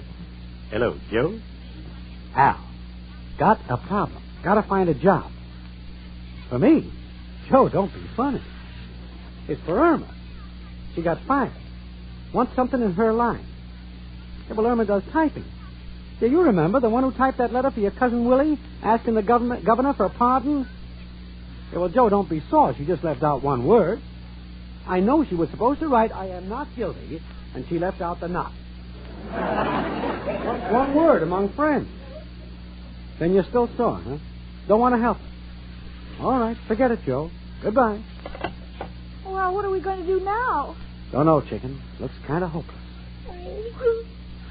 Al, I guess I've just ruined everything. Oh, take it easy, Chicken. No, I'm a burden to all my friends. I treat them all like beasts. That's what I am, a beast of burden. Chicken. Oh, the poor kid. Come in. Hello, Al. So where's Jane and Irma? Jane's out for a walk. Irma's in the bedroom crying. Oh, about a job, eh? Yeah, she's taking it pretty hard. Well, that's why I dropped by here. Now, I might have a job for her. Oh. Irma, please come out. This is Richard. I want to talk to you. Hello, Richard.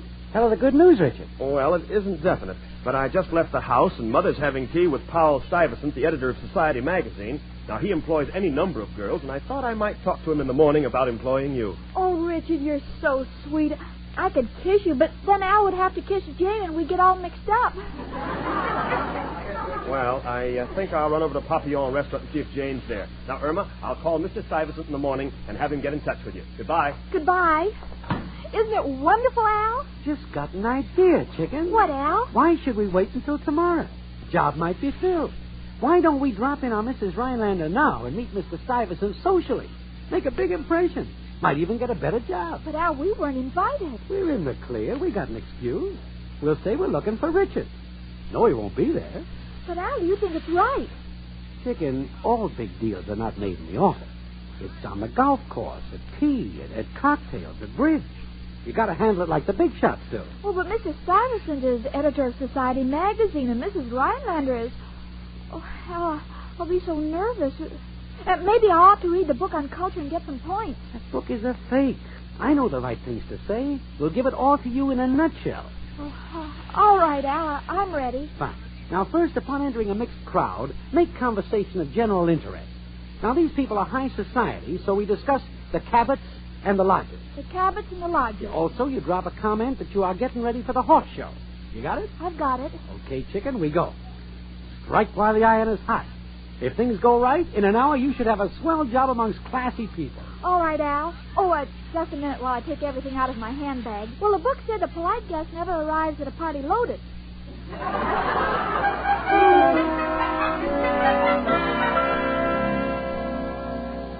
All right, chicken. Now, before we ring, have you got everything straight? I make general conversation.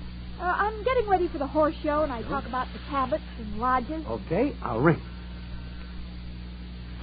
Oh, Irma and Al, what a pleasant surprise. What are you doing in the neighborhood? We just dropped by to see Richard. But we know he's not in. Please. You look very lovely, Mrs. Rhinelander. Well, thank you. Won't you come in? Irma, I've never seen you looking so attractive. Thank you. I'm getting ready for the horse show. Holy chicken. Irma, now, while you're here, I'd like to have you meet my guest, Mr. Paul Stuyvesant. Paul, this is Irma Peterson and her boyfriend, Al. How do you do? Delighted. Dorothy, now that your friends are here, how about a rubber of bridge? Bridge? Well... Delighted. Grand thought. Well, then let's sit at this table. Irma, how would you like to be partners with Mr. Stuyvesant? Oh, I'd rather work my way up slowly.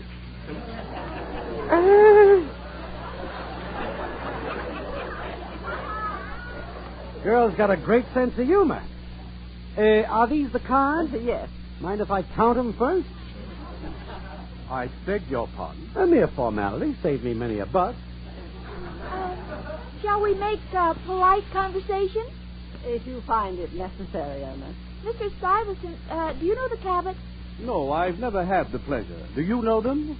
Well, I've never been to the Cabots' home, but I've been to their lodge. Shall we deal? Yes, quickly. Let's see now. What's of mutual interest to everybody? Chicken, you're supposed to make conversation, but it don't mean you can't stop. 1 spade. 2 diamonds.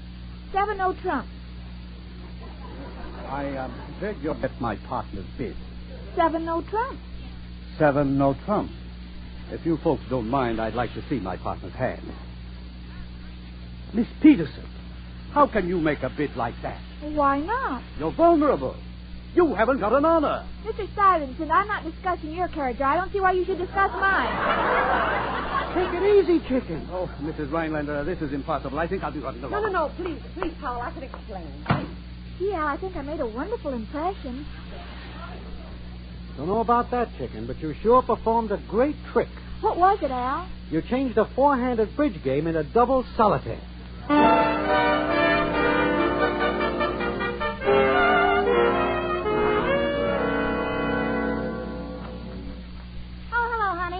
Waiting for you.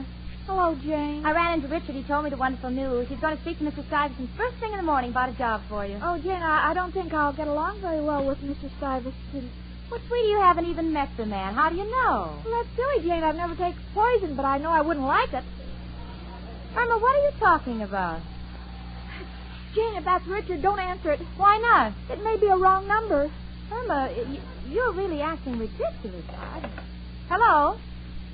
What, Richard? Yeah, she just came in. No, she wouldn't tell me where she's been. What? At your mother's playing bridge with Mr. Stuyvesant. What happened? Oh, Richard, is your mother angry? She's not. Oh, bless her. Are you angry? You're not. What about Mr. Stuyvesant?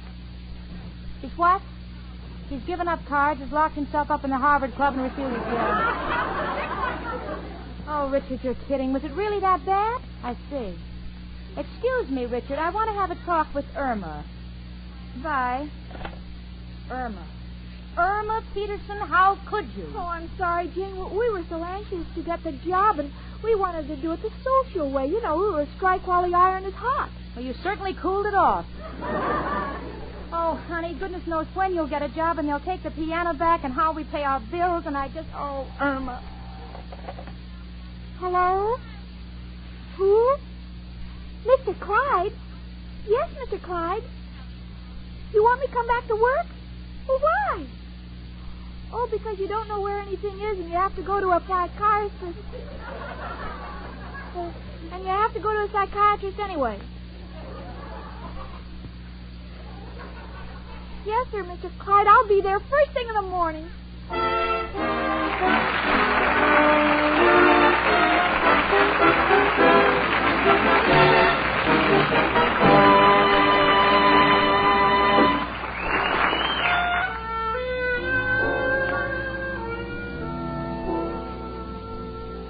Last night, Irma unwrapped a cake of Swan soap and put it in front of the mirror.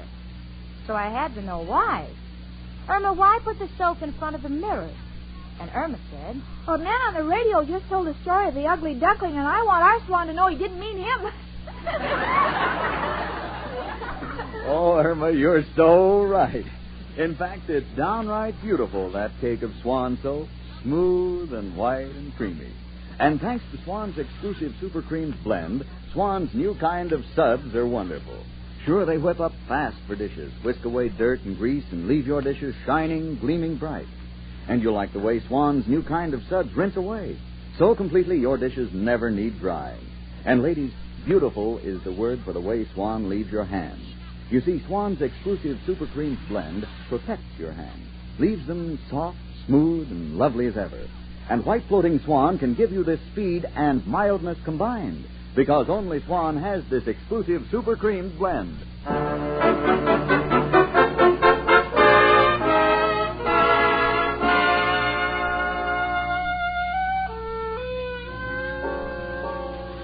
Well, the household at 8224 West 73rd Street is back on a paying basis. I'm working, and Irma's got her old job with Mr. Clyde back. So the piano's here to stay, and Irma practices it diligently.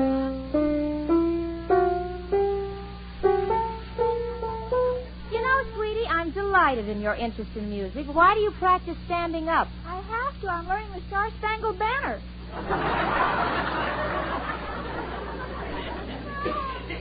Well, there's nothing I can say except hats off to my friend Irma.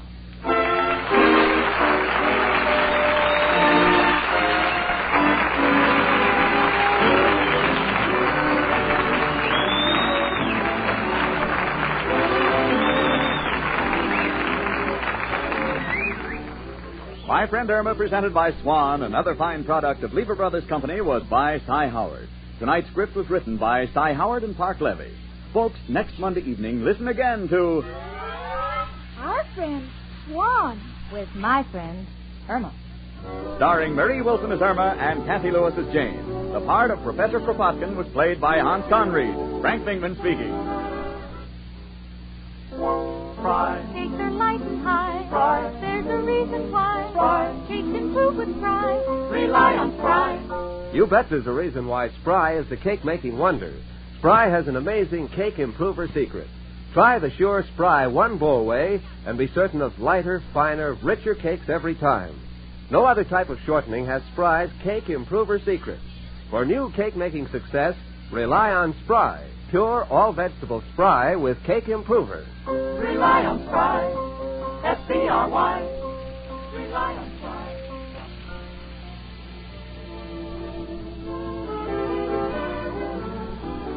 Tune in next week 1 hour earlier and listen to the Lux Radio Theater, immediately followed by My Friend Irma. This is CBS, where 99 million people gather every week, the Columbia Broadcasting System.